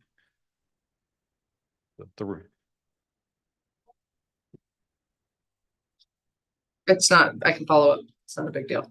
That's just trying to understand, you know, the budget helps us to have a lens into how the operations are actually working. I have her budget with me, so let me check, and if it's quick, I can bring it back to the commission. Thank you, Chris. Good evening, Commissioners. This is Warren Hendrickson, Director of Operations Online. If I can augment Chris's comments with your approval. Yeah, go ahead, Warren. Thank you, Commissioner. Yes, specifically with regard to, there's a few other comments I can answer. I've been taking a list of your questions as the presentation has gone along. So when Executive Director Smith calls on me, I'll happy to be able to fill in some of those blanks for you. But with regard to the specific questions that's presented to Airport Senior Manager Chris Bellini is on the Clean Water Center. Yes, the sale of those buildings therefore decreased our operational expense. We now only own a single building. That is, the port only owns a single building within the Clean Water Center. And as a result, all the other operating expenses for the other buildings have now been transferred as a result of the sale of those properties to new owners. With regard to the overall increase of deferred maintenance and expenses, Commissioners Vasavada and Harding, you are exactly correct. We, in terms of the deferred maintenance increase in cost versus the HCP, here we are approaching 2025. We had intentionally been deferring our maintenance pending an increase in revenue from HCP affected properties. And we have now reached the point over this last year where clearly the HCP revenue opportunities do not exist in the near term. And we have waited and deferred maintenance for as long as we can without expecting huge spikes in the maintenance of our assets. And so therefore we have no choice, absent the increase in revenue that the HCP was expected to bring, is to now we have to expend those funds to go ahead and maintain our assets at the minimum acceptable level. Well, if U.S. Fish and Wildlife is listening, we are eager to work with you to preserve habitat for our species as well as carry on our business operations.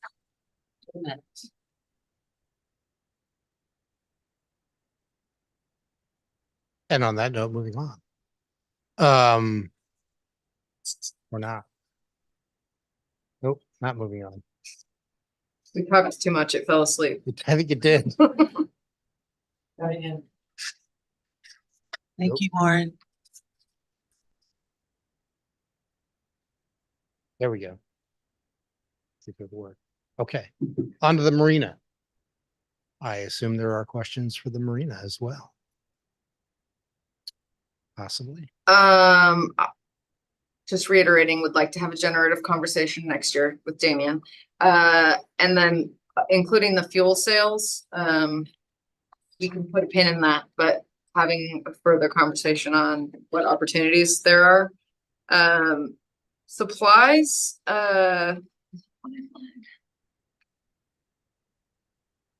no, never mind, sorry. Services and facilities went down like 250,000. And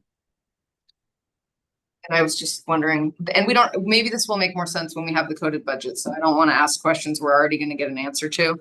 But does anyone know? Things aren't normally going down in this inflationary climate, so I was just curious. That's on page 13.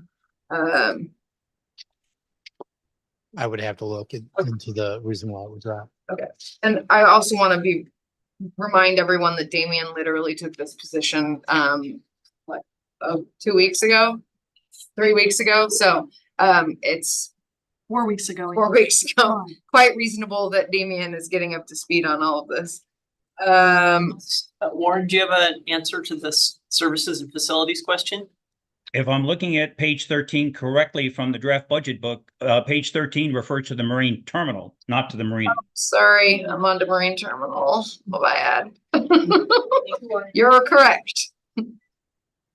And that will be, again, my error in not having that as nice of a production level as I would like it to be. The labeling as good as it could be. I didn't have anything else on. Other than please including the projection and revenues based on the expansion of Boatworks. Well, across the board, for every major project, you want to have those revenues. Yes, specifically in this case, the capital expenditures for Boatworks. The warehouse too. I'd like to know on the Marine marine terminal. That was the question I had. On this page 13. Okay. Chart, and then we're on to the marine terminal. Are there any questions? So my question was about the marine terminal, page 13, service and facilities decreased by 250,000. That's enough. From 2024 to 2025. It's the switch from service and facilities to loading and unloading, or no, I'm sorry. Yeah, that's what she's asking.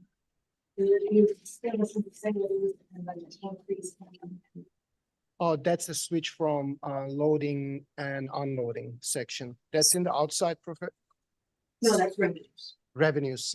So things are just getting moved around, but they're There are certain things that are getting moved around. So there were certain account items that we didn't use before. For example, we didn't distinguish between our vessel activities and actually warehouse activities.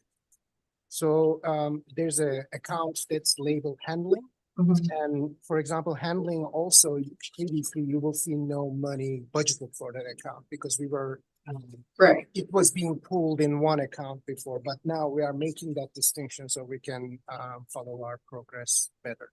So handling will be all the warehouse activities, service and facilities. That was in the previous years, there was a little bit of an over budget because they have confused the service and facilities that we get from tenant with the actual service and facilities we charge to vessel. Got it. Because we charge, except for warehouser, because we have a different deal with them as a tenant. We get them on the land side service and facilities, but other vessels that come to the port, we charge a certain amount of service and facilities. And the one that you're looking at on the vessel operations side, that's budgeted for exactly the amount of ships, the minimum conservative number that we budgeted next year. And then loading and unloading had a significant decrease. Is that based on a decrease in volume?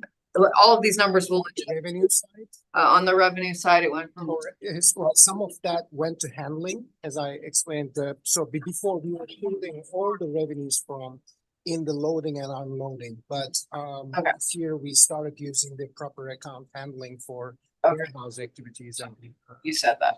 So I'm slow. Thank you. Are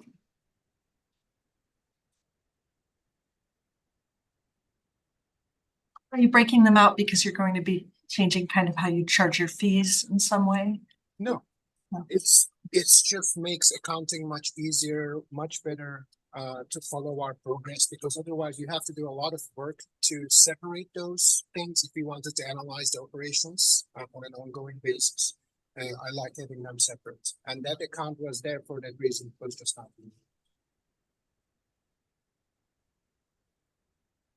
The only other note I made was just communicating with the public what we're depreciating and how it was funded, which we already talked about. But I think it's a significant line item in the marine terminal budget. So communicating to the public what that is, I think will help us continue to talk about the marine terminal intelligently.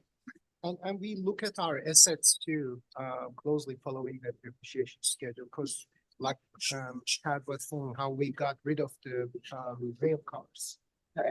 It was an item that's not earning revenue, but even just by sitting there, even if I didn't do any maintenance on it, it's just, as you can see, depreciation. So we don't have to depreciate it anymore.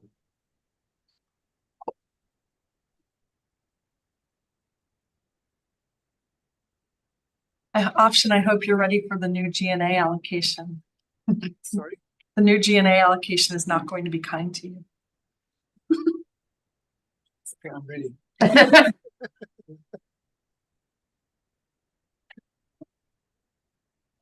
All right, moving on from the marine terminal, that's the marine terminal graph. Then we've got the budget overview for the properties.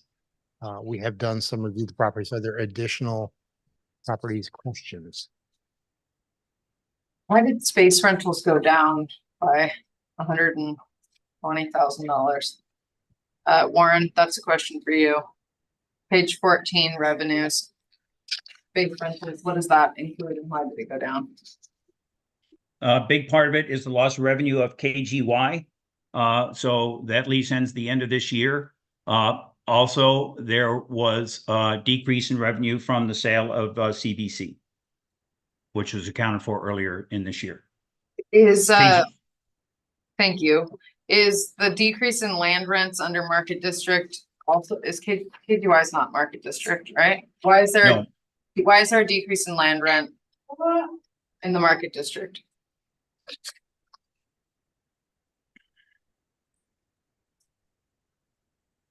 That was the sale of the, I'll verify this. That would have been the sale of the property to Lot.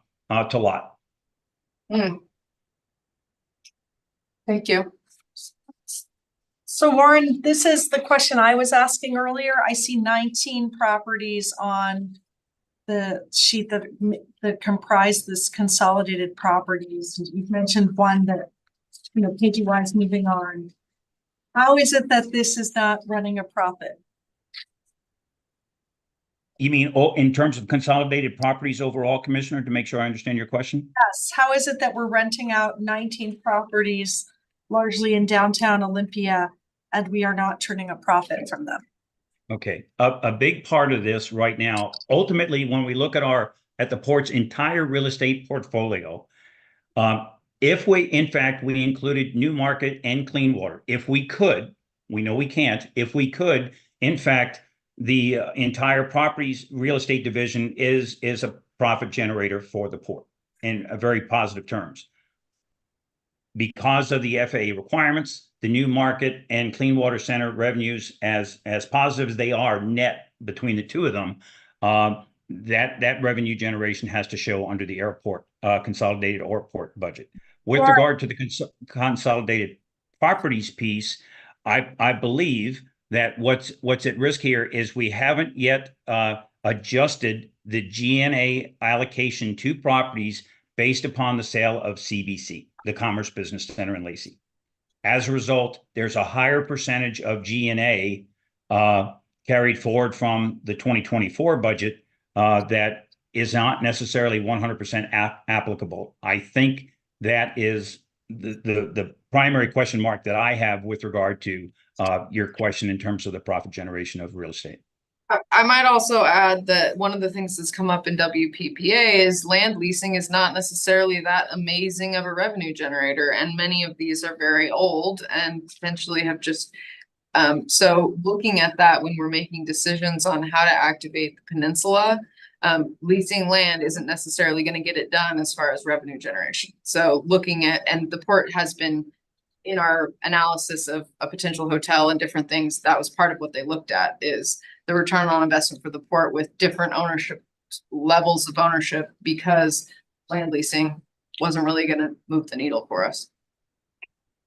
And I will say this will change once we do the different kind of G&A allocation based on expenses. And we do also have some vacant properties in our East Bay portfolio. And so that's just sitting there, not generating revenue for the port, and has some maintenance expenses associated with it. I'm sorry, so the list I got did not include the vacant properties that have carrying costs, basically? Well, I'm not sure, but we'll verify, we'll clarify it. Okay, I'd like to understand the portfolio. Thank you. I think this is just Rented one. Yeah.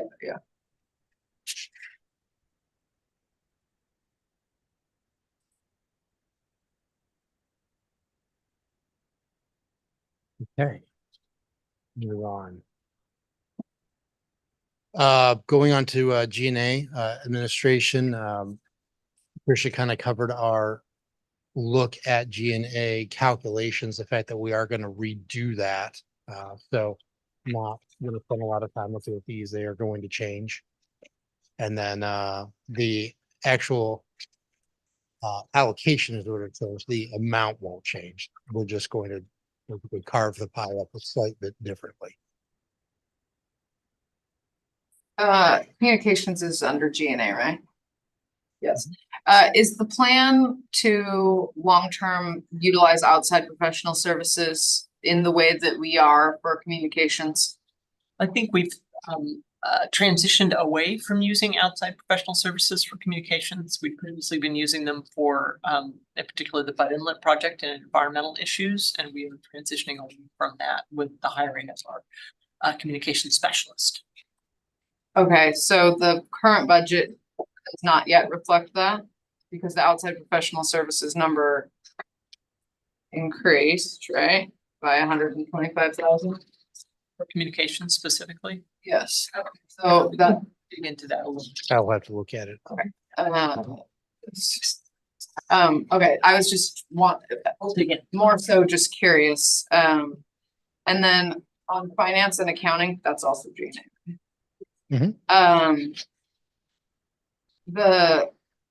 And maybe these are better offline questions. I'm maybe getting into too granular on.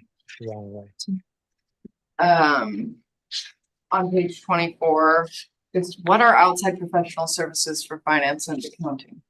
Like when we get audited, or You also have a CPA firm on retainer as well, so there are some costs built into that. When you did that cool thing and defeased the bond early, The cost for that would have been under professional services because it was, yeah, that would live there as well. It is we have to pay the state for our audit, our annual audit. It's also, we use the CPA firm to make sure that we're doing the GASB updates properly for pension. That makes sense. And lease interest, so. Thank you. And then the general and admin was a positive number in 2024. Is that, did we get money back? That's not a gotcha. I'm sure there is a reason. I just was trying to understand it.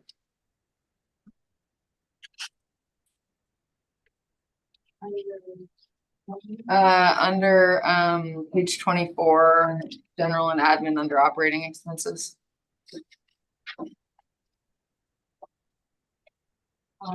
Okay, no worries. People are just giving us their service. And I just want to, this process always feels like we're peppering all of you. And I just want to say to everyone, we're all on the same team. We're just trying to, it helps us to understand when we understand. Well, this is how it goes. I understand. You got to give and take. Is planning and public works G&A? So the increase in salaries is what? I'd have to look. I don't know off the top of my head. Okay, it was a pretty significant increase and I just wasn't sure what we would be doing with planning and public works. Planning and Public Works includes our capital assets program manager and our contract administrator. So initially, we were without a contract administrator for a good portion of 2020, late 2023, early 2024. So now that's a department of 2. So those salaries would be part of that group now. Thank you. So, And the different salaries into different departments based on where people are spending their time. So this also includes part of Warren's time. Okay. And then I just wanted to also note that I am excited to support an increase in investment in information systems. And I appreciate that we are making that a priority because we all want it to work and if it needs investment for it to work, then that's great. And not to steal Tabor's thunder, again, Warren Hendrickson, Director of Operations, for those that are online, is I believe the additional outside professional services is the intention of the website design review and the outside professional help for that branding and design of that system. So that would be a portion of that allocation. Can you say more about that? We recognize we need to update the website, so. Oh, website design. Yeah, sorry.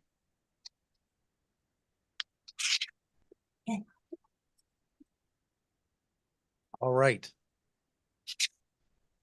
That takes us to the tax levy. I do not have the final numbers yet. This is going to change again once I get the actual final numbers. They're missing one component. I got an email over the weekend saying it's not done. And I felt that just continually updating this without getting to the final point was not of a huge benefit. So once it's done, this will be updated again. Basically meaning that the increased levy will change a little bit. The levy increase for new construction could change a little bit, and they change the valuation, the property valuation that depends a lot of that. Then the tax levy use slide has also changed slightly in that we changed it the salaries, and that will then again change as we do further adjustment. The 2025 budget FTE overall count, this has got 55. This represents the 3 ads that we discussed earlier. And that brings us to next steps, which is November 12th, which we will revisit this with all new information, new numbers, new calculations in place. And unless there are other changes at that point that require the November 18th meeting to be held, we'll move on to November 25th, where we adopt the tax levy and resolutions. In the 12th meeting, you will see the sample resolutions And I will have that language in there regarding the capital side where we're changing a little bit so the capital projects can carry over. I have one more question from the income statement, in the budget, page 1. The gain or loss on investments was 2.7 million in 2024, projected budgeted for 0, and we're budgeting for 2025 for losing 250K. That seems like, is that just market performance, projected decline in our? She's got it. Okay. She filled it in. Cool. If she's volunteering, I like it. I will step aside. So that line item, it's an accounting conversation. We have to, with the sale of the buildings in 2024, we have to recognize a sale on the, or a gain on a sale of an asset in there. So that's the majority of the 2 million that we're projecting. And that's why it wasn't budgeted, because we weren't planning on selling the building when we did the budget. Correct. Got it. Yeah. And it was actually expected to the sale to be finalized in 2023. So it did carry into 2024. And then the negative 250,000 in 2025, it's very hard to estimate what our investments with Thurston County will do. So based on prior history, I'm being very conservative and estimating a negative 250,000.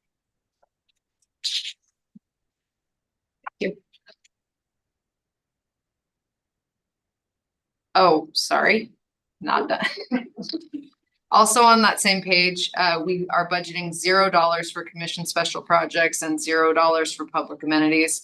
I just wanted to flag that for the commission because we did spend money on that and budget money for that. I don't know whether we want to budget some money for commission special projects or not, but taking it to 0 is a change. I thought we reallocated that. Somewhere else. And we did, yes. This is Warren Henderson here. It was allocated from, well, there's a couple of multiple page ones, but it was removed from non-operating expenses on the public amenities, was then to 0. And if you scroll up one more page under government service expenses, you will see the public amenities. There is now $168,000 for 2025. And does that include commission special projects as well? We moved and because there was conversation about a commission special project being actually implementing some, building something out related to the master plan or something, Right. asset. And so we moved it to the capital improvement plan. Okay, so it's in there, it's just not in the same bucket. That's Okay. correct. Sorry, I forgot that. Thank you. Don't thank me, thank a half dozen other people. It's sort of coming back. Civilian. It does take a village.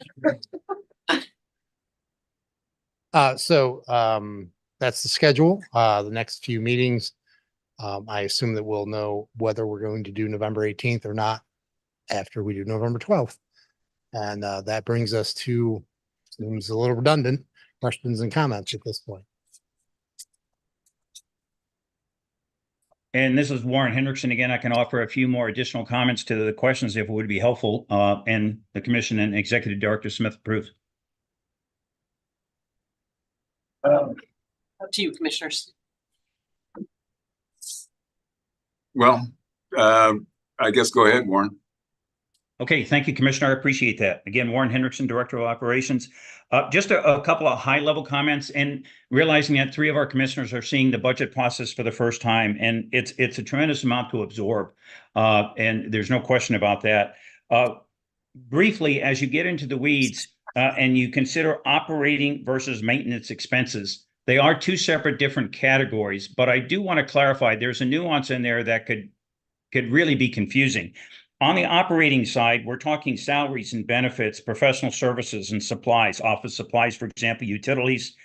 But then there's an other operating expense. And on the operating side, that can be things like safety or banking fees and things along those lines. On the maintenance expense side, we're talking maintenance expenses like lubrications, filters, parts, equipment rentals. And then there is other maintenance, and that includes maintenance and repair to buildings and to property. But then there's an other operating expense within the maintenance category. And that can be quite confusing if you're looking at, multiple lines in categories on a spreadsheet. And the best example I can give you there is, for example, taking Boatworks, one of our smaller departments, the other operating expense under the maintenance category is our travel lift. And our travel lift is due for some significant improvements. Every 5 years, it does require a major overhaul. And we are due for that in this coming year. And as a result, there was a significant increase to that travel list expense, $35,000 in that one line item alone in 2025. So I hope that helps a little bit with regard to operating versus maintenance expenses. And then with regard to the overall rates themselves and just some rationale behind them, and more details, happy to provide, as a separate IOU later or during later discussions. But overall, Swantown, we increased the rates 5%. The airport was 4%. Real estate is variable as governed by the in-place lease agreements. The rationale is as follows. The 47B maintenance contract, which will be brought to you at the November 12th meeting, increased our salary expenses for those 14 employees by 7.2% in 2025. The 47A collective bargaining unit contract that you approved tonight increased the 2025 salary expenses by 6%. The annual CPI through the first half of 2024 is 4.2%. In August, it was 3%. We're projecting somewhere between 3.5 to 4% overall for the year.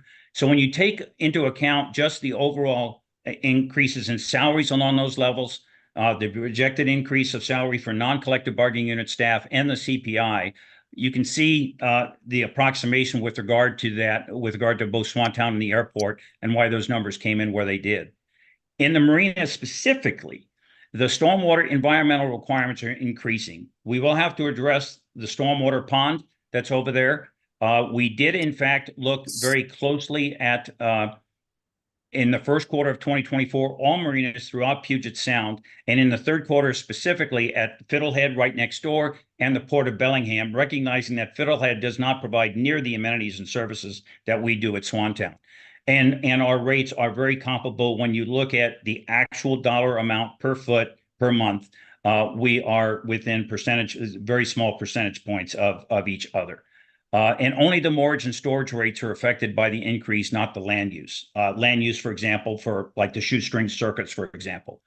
The other thing to keep in mind too is when you do comparable rates is what are other rates basing their rates on? Are they looking at other marinas and then charging an average?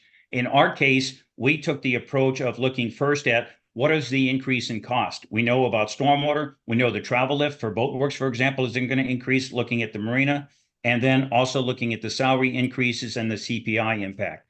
And we drove the cost then, and then we created the rate sheet. And then after the rate sheet was created, we looked to see where that would fit in. So we took a cost-driven approach from that aspect. So that's one part there that I hope is helpful.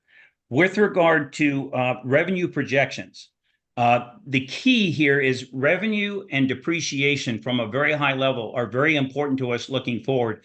We don't mind depreciation when it's connected to revenue generating projects. That's the cost of doing business. So expanding Boatworks, for example, will generate more revenues, will bring depreciation. Anything we do along those lines. What hurts is when you no longer have a revenue generating piece of equipment or depreciation that doesn't generate revenue. And the two best examples I can give you there are the crane, no longer generating sufficient revenue, still a high depreciation asset. What's the answer to that? Surplus it. And we've done that with your approval. So now we can remove that depreciation over time. Some depreciation, however, cannot be removed and as a cost of the legacy of the port. The best example I can give you there is our Cascade Pole site. That will never generate revenue and will always be a depreciation cost for as long as the port exists. And so we have to recognize going forward that when we consider revenue generating projects, what is the cost of depreciation that will associate them? And the end result is ensuring that the net impact to the bottom line is positive. So that's one of the things we watch very carefully. Two last points. One is with regard to the revenue projections for the increases that we plan for both Boatyard and for the delinquent vessel kill pit. There are revenue opportunities there. We intentionally did not include them in the 2025 budget because we're not certain at what point in the year these improvements will be complete. So as a result, we were very conservative. We have absorbed the expense, but we did not include the revenue. So if we make those revenue projections, that would be a separate line item that on information that once the Boatworks expansion is complete, here is the revenue projection that we anticipate based upon our current rates and charges as approved by the commission. But that number would actually not be included in the 2025 budget as our recommendation from staff because we're not certain when that revenue will actually begin to generate. Certainly in 2026 it will, but we were conservative from that aspect. But certainly these are numbers that we can easily provide to you. And then lastly, with regard to the question about the policy level questions and what impact it will have, for example, and that would be best to be flagged, I think, as Commissioner Harding said, for a retreat where let's define what those policy level questions are, and then let us do a business case analysis on each one. For example, if we were to go ahead and make a change in rate for a certain category of users in Swantown, we would have to then figure out, okay, what would be the impact? And then we could do a deep dive study to say, how would we identify that particular user group? How many are there? What would be the effective revenue and what would be the bottom line? But those policy level questions would have to be developed and answered almost one at a time to determine whether or not it would be appropriate for implementation down the road, and certainly something we can take a look at early in 2025. I hope that's helpful and provides a little bit more information. Happy to clarify anything that may need to be clarified. Thank you. Thank you, Warren. I have a question. Of course. Could you do a follow-up email that defines operating versus maintenance and other operating expenses? Because I'm clear as mud. So you did a good job of describing, but I just keep getting confused. So will you do a definition and example and send it to us in an email? Absolutely. I will send that to all commissioners and make that available as a public comment too. Absolutely. Thank you. And as far as the revenues being included in the 2025 budget, if they're not going to be actualized in 2025, then they shouldn't be included. But I think at the marine terminal, we're contemplating revenues in 2025. So if that's not the case if that's not the case in either case, great. But if it is the case, then having that reflected. Yes, I'm not speaking. Yeah, I'm speaking mostly for in the case right here was with regard to the marina at Swantown, the boatyard expansion and the vessel kill pit specifically. The marine terminal, I believe, Option has already calculated that into the factor, assuming the budget goes through as projected. All right, thank you. Any other questions or comments? I have one question. Commissioner Harding has been talking about a coded budget. That's the next, there's another level of what we're going to receive. It'll have the GL accounts next to it, just so you can see what they are. The best way to understand what that means is to get the one from last year, which is on the website. And I do see summaries where they say that, or like you said, 60, 62, 64. So it's simply codes alongside all the things we've currently seen, or is it a significant, you said, go look? It's more detail, like it's quite a bit more detail. So it'll help you understand the expenses within the expenses. For example, like at the Boatworks where Warren was talking about the travel note. If we had given you that GL detail, you would actually see the line item that says travel notes. Whereas right now you're just seeing outside professional services. So it is a lot more detailed. It's helpful. And you will get it. So if numbers are all going to change that much, can you walk us through what happens from here? Like what's the projected days and what we're doing? Well, we will make all these changes for the next presentation, so they should all be baked in. And will that be in our placeholder spot or will it be in the final, like, what are you proposing? So when is the, that? Does it work? so the next meeting is actually the 12th. The placeholder is after that. So if on the 12th, where we go through these numbers again, historically, that was not as detailed, but it will be detailed because we need to go through a lot of things. If we are satisfied at that point that everything is as it is intended and is desired, questions are answered, then we won't need the November 18th meeting. If there are further questions or desires for other changes, then we'll need the November 18th meeting to be able to facilitate that. And we'll huddle up tomorrow and look at building a timeline for when we get you all the budget that has the GL codes and try to get you as much as possible in advance of November 12th, so that if you have questions, that we can answer them before the meeting, try to do that for you.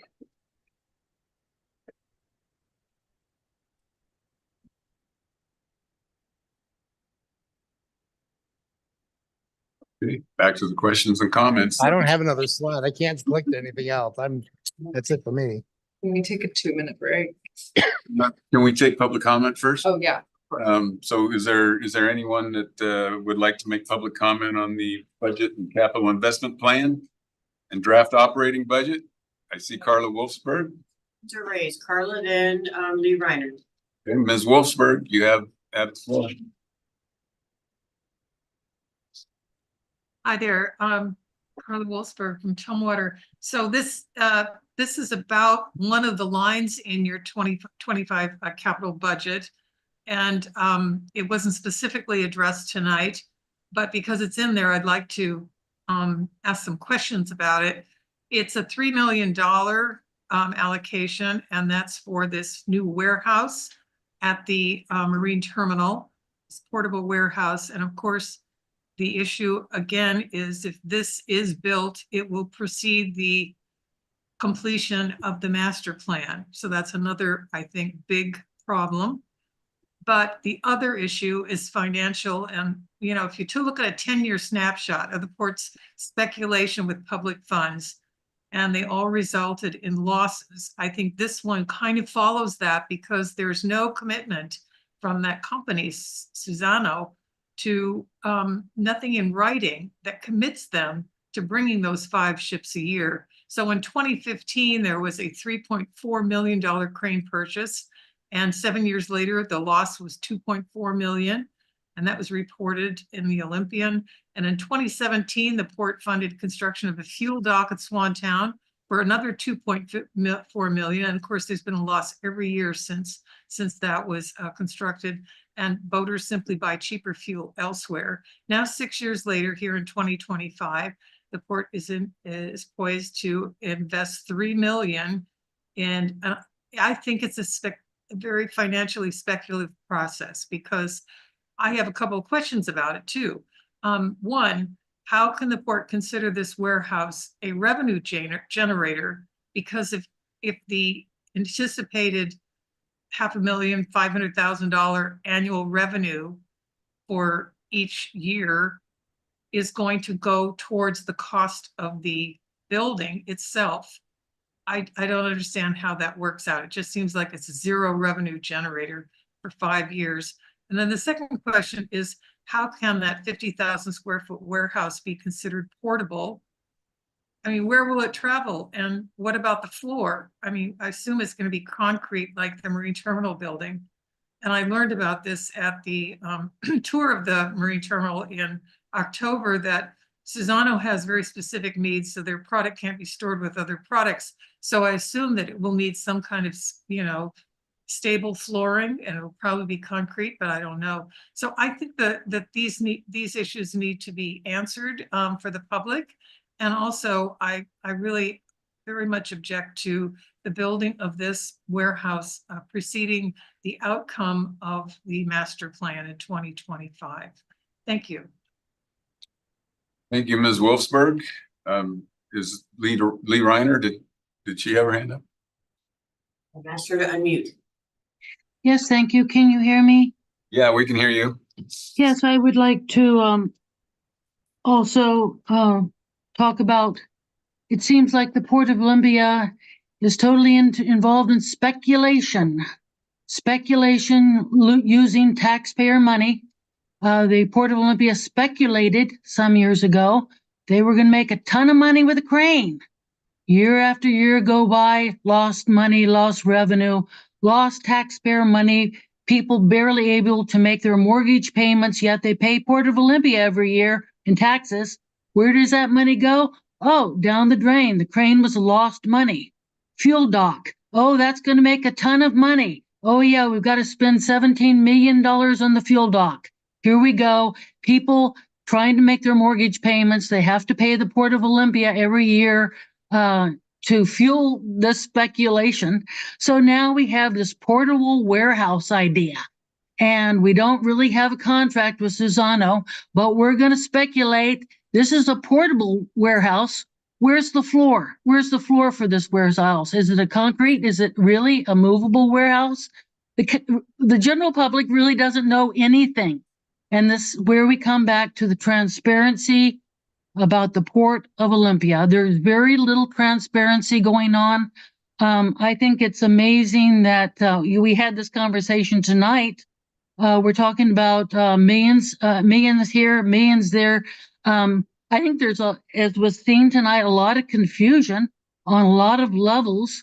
As Director Ayal pointed out, essentially they were proposing to put the allocation, the money that they were supposed to make in 2025, they're going to put it in the budget.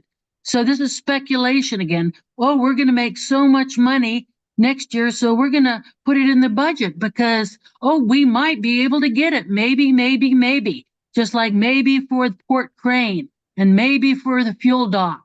Yeah, here we go again. I don't know. I'm very disappointed that we have new commissioners here at the Port of Olympia. They've been on this platform for 1 full year, and we're reverting back to the practices of the past commission, rampant speculation using general money, taxpayer money. And what are we getting for this? Not much. So I'm hoping when you look at your calendar, you can have public meetings so we can actually sit down all together and ask some more questions face to face, because after the chaos of this meeting that we just went through, a lot of unanswered questions, and I think there's a lot of confusion everywhere. Thank you very much. Thank you, Ms. Reiner. Is there anyone else who would like to make public comment this evening? I see no other raised hands. All right. After that, we've had a request to take a quick break. So let's break for 5 minutes and be back here in 5 minutes.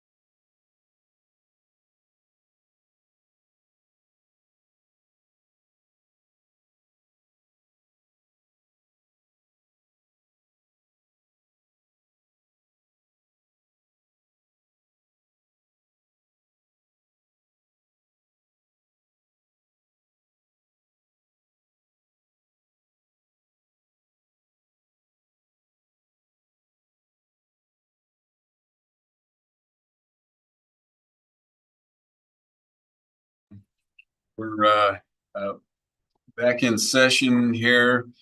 Still on the advisory calendar. And up next is Cascade Pole Consultant Services Contract.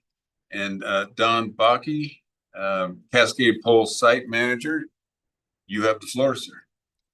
Good evening, Commissioners. My name is Don Bakke. I am the Cascade Pole Site Manager. I'm here today to discuss, give you advisory on the Cascade Pole Site Unit Priced Environmental Services Agreement. Now, I have never used this, so please forgive me. There we go. You're an expert. So this is just, yeah. So this is just an advisory. There's no action required. That'll come next month. I'm going to give a brief description of the Cascade Pole Site, describe the environmental consultant services contract, how we select that person, that consultant, the development schedule, and then what the next steps. The Cascade Pole Site is located on the northern end of the Marine Terminal Peninsula. It's largely delineated by a slurry wall, some sheet pile walls in the ground. It's about 18 acres uplands and a large area offshore, about 25 acres. As you can see up there, there's also all sorts of wells, a treatment plant, etc. So it's on the northern portion of the Port Peninsula, 18 acres upland. Most of that is inside the slurry wall, contained and capped. There is a small section, about an acre, at the very north point by KGY. And then there's 25 acres offshore. Now the port maintains and operates the Cascade Pole Site under a whole series of agreed orders, consent decrees, amendments to those sorts of agreed orders and consent decrees. We operate, maintain, repair, and monitor various environmental remediation systems that are generated by those agreements. These include groundwater extraction and treatment, containment walls, surface caps, and the sediments offshore. The consultant agreement that this advisory is covering is a unit price environmental services consultant. Okay, used to be called on-call, insert the stuff. It provides regulatory, technical, and field services for Cascade Pole Site operations, the environmental remediations, and tasks that we assign to the consultant. This includes both the uplands and offshore. And in addition, this consultant will help us evaluate and monitor projects, port projects and non-port projects that might impact the Cascade Pole remediation systems. The current contract expires on December 31st of this year. So we wanted to have a new contract ready to go in place for the services that they would provide for the Cascade Pole Site. Its estimated cost is $480,000 over the 4-year term, so about $120,000 per year. The selection process was, we put out a request for qualifications or an RFQ. Responses were submitted to the RFQ, and then they're reviewed by a selection panel that used an evaluation criteria matrix. That selection criteria included: does the firms who responded possess technical expertise and expertise at similar sites? And does the firm possess knowledge and experience with the implementation of the State of Washington Model Toxic Control Act, or MOTCA? Most people just use MOTCA. And can the firm dedicate required personnel and resources immediately, if need be, at the execution of the contract? So we advertised in August 19th of this year. The responses were turned in by September 27th of this year. We're been reviewing the responses through the month of October, and now we are here to give you an advisory. The next action we'll have an action briefing on the 12th of month with the hope of awarding a contract in December of this year. So future commission action will be required in November. We will be requesting the commission to authorize the executive director to execute this contract with the selected firm. So, questions and comments? Any questions or comments? Is that yearly cost the same or has it increased at all since the last 4-year contract? It has increased. There is just the average increase just for, for consultants, it's just industry wide. And then frankly, as the site ages and we wrap up the various agreements we'll have with ecology, there'll be new deliverables that we will have to, pay for. Okay. Are these deliverables ongoing? I guess, and the bigger question I have is, when you have a legacy site and you clean it up, is it basically typically built in that you have the equivalent of a staffer who has to monitor it forever? Or is it something that when you're making your remedy selection, you can make an investment that's different that won't require that? Well, the remedy, which is basically there's two parts of this, the uplands and the sediments. The sediments, we pretty much settled on a remedy. We did a lot of dredging and backfilling out in the offshore and near shore also. The uplands, it's basically called an uplands cleanup action plan. That's in the draft stage. So we have not agreed to that yet. But here's what we have found with sites like this is that it's very hard to clean up. There will be long-term monitoring, maintenance, operating, monitoring costs for a long term until you can get no further action. Well, and I think you're absolutely correct, Commissioner, that in looking at designing a remedy, you can either design a remedy that will require sort of constant monitoring and maintenance, or you can try to design something that probably will cost more, but that would lead you to a permanent solution faster. With the Cascade Pole treatment plan, I think one thing that we want to be evaluating as we get to a final cleanup action with ecology is whether we can shut down the pump and treat facility. So shut down the the groundwater treatment plant, and then just monitor instead, and getting to a point where we are pumping less and less contaminants through the system. And so it's a conversation to have with ecology. And this is exactly why, this port staff, the port needs a consultant for this exercise, for these services. I appreciate this update. I just want to disentangle, ideally maybe for the future with Sean and Director Smith, that I think we hear from constituents who are concerned about the remedy at the Cascade Pole site not being complete or not being adequate control. And this is the first time I come to understand that it's not like a done deal. We're still in the process of developing that for that land, which is very much a part of the Port Peninsula, this greater area. So what we've been hearing is concern about making sure we're sampling adequately outside of the site. And at any rate, I understand this advisory. Alex, you understand where I'm trying to go with this. Commissioner, I think there's two things. One is there's regular sampling at the sediment site for the Cascade Pole site. Every 5 years. Every 5 years, so they look to see is the sediment, the contaminated sediment contained in sediments. But we were also looking at the sediments around there as part of the Bud Inlet cleanup, and I think that will help inform whether what some constituents have been concerned about is happening or not. Are there releases coming out of the Cascade Pole site? So that will come with the data. Thank you. There's a lot of sampling that goes on. And these were part of the agreements that we'll make with ecology. And that we have made with ecology. Any other questions or comments?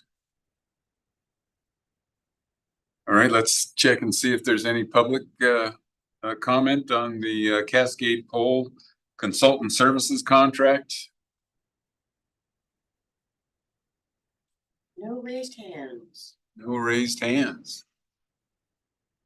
All right, thank you very much, Don. Thank you, commissioners. Thanks, Tom.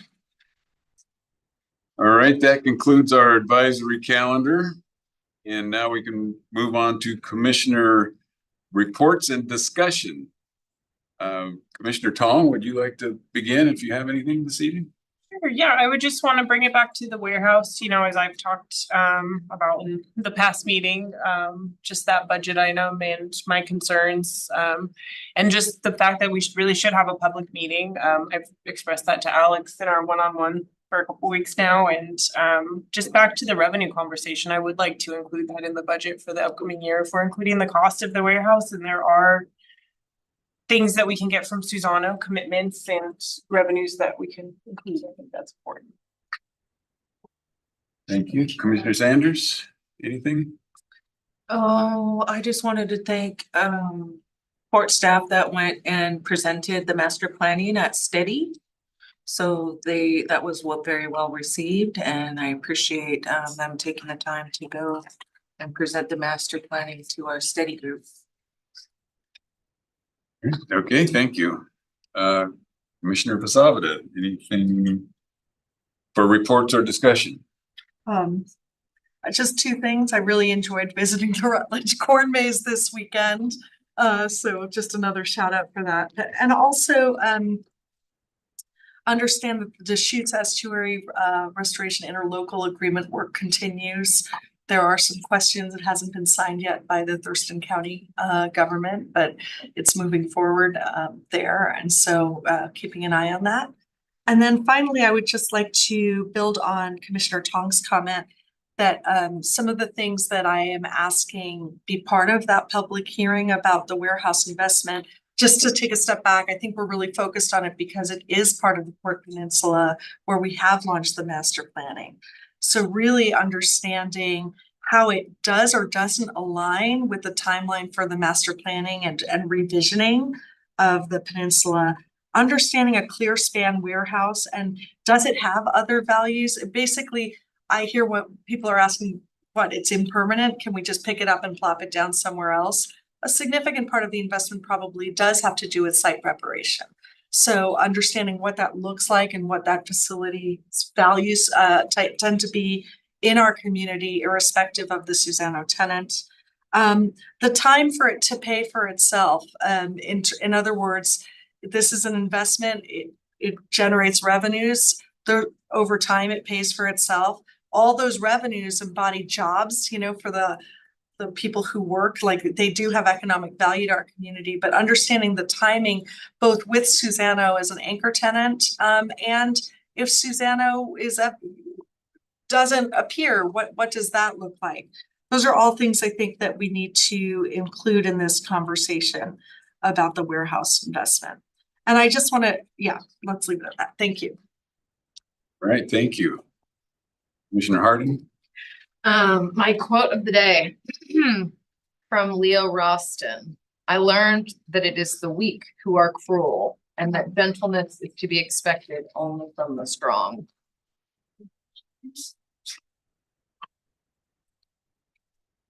All right, thank you. I just want to say I'm disappointed I'm missing out on all this fun stuff like casket races and corn maze, and you guys are having a good time. Thanks for sharing. One more week, bye-bye all. All right, moving on to other business. Do we have any other business this evening? Just piggybacking on the master plan, I was wondering maybe on the website we could do like a status update, or maybe that's already on there and I just haven't noticed it, but that seems like people tracking where we're at in the process. The process I think is there, but letting people know where we're at. All right, thank you. If there's no other business, we'll move on to meeting announcements. All right, so our next commission meeting we want to note is on a Tuesday because November 11th is a holiday. So Tuesday, November 12th at 5 p.m. in this room, we will have a regular commission meeting. On November 18th, there's a commission work session that starts at 3:30 in the afternoon, also right here. And then on November 19th is the next Citizens Advisory Committee meeting at 6 p.m. in this room. And then on November 25th at 5:30 p.m., we have another regular commission business meeting. And to clarify, Alex, is that work session a work session or is that budget? That is a work session. We can use some of that time for budget if we have some additional. Okay, but otherwise it's a work. Otherwise, it's a work session and we do have some items for work session. All right, thank you. Is there anything else for the good of the order? Hearing nothing, this meeting is adjourned.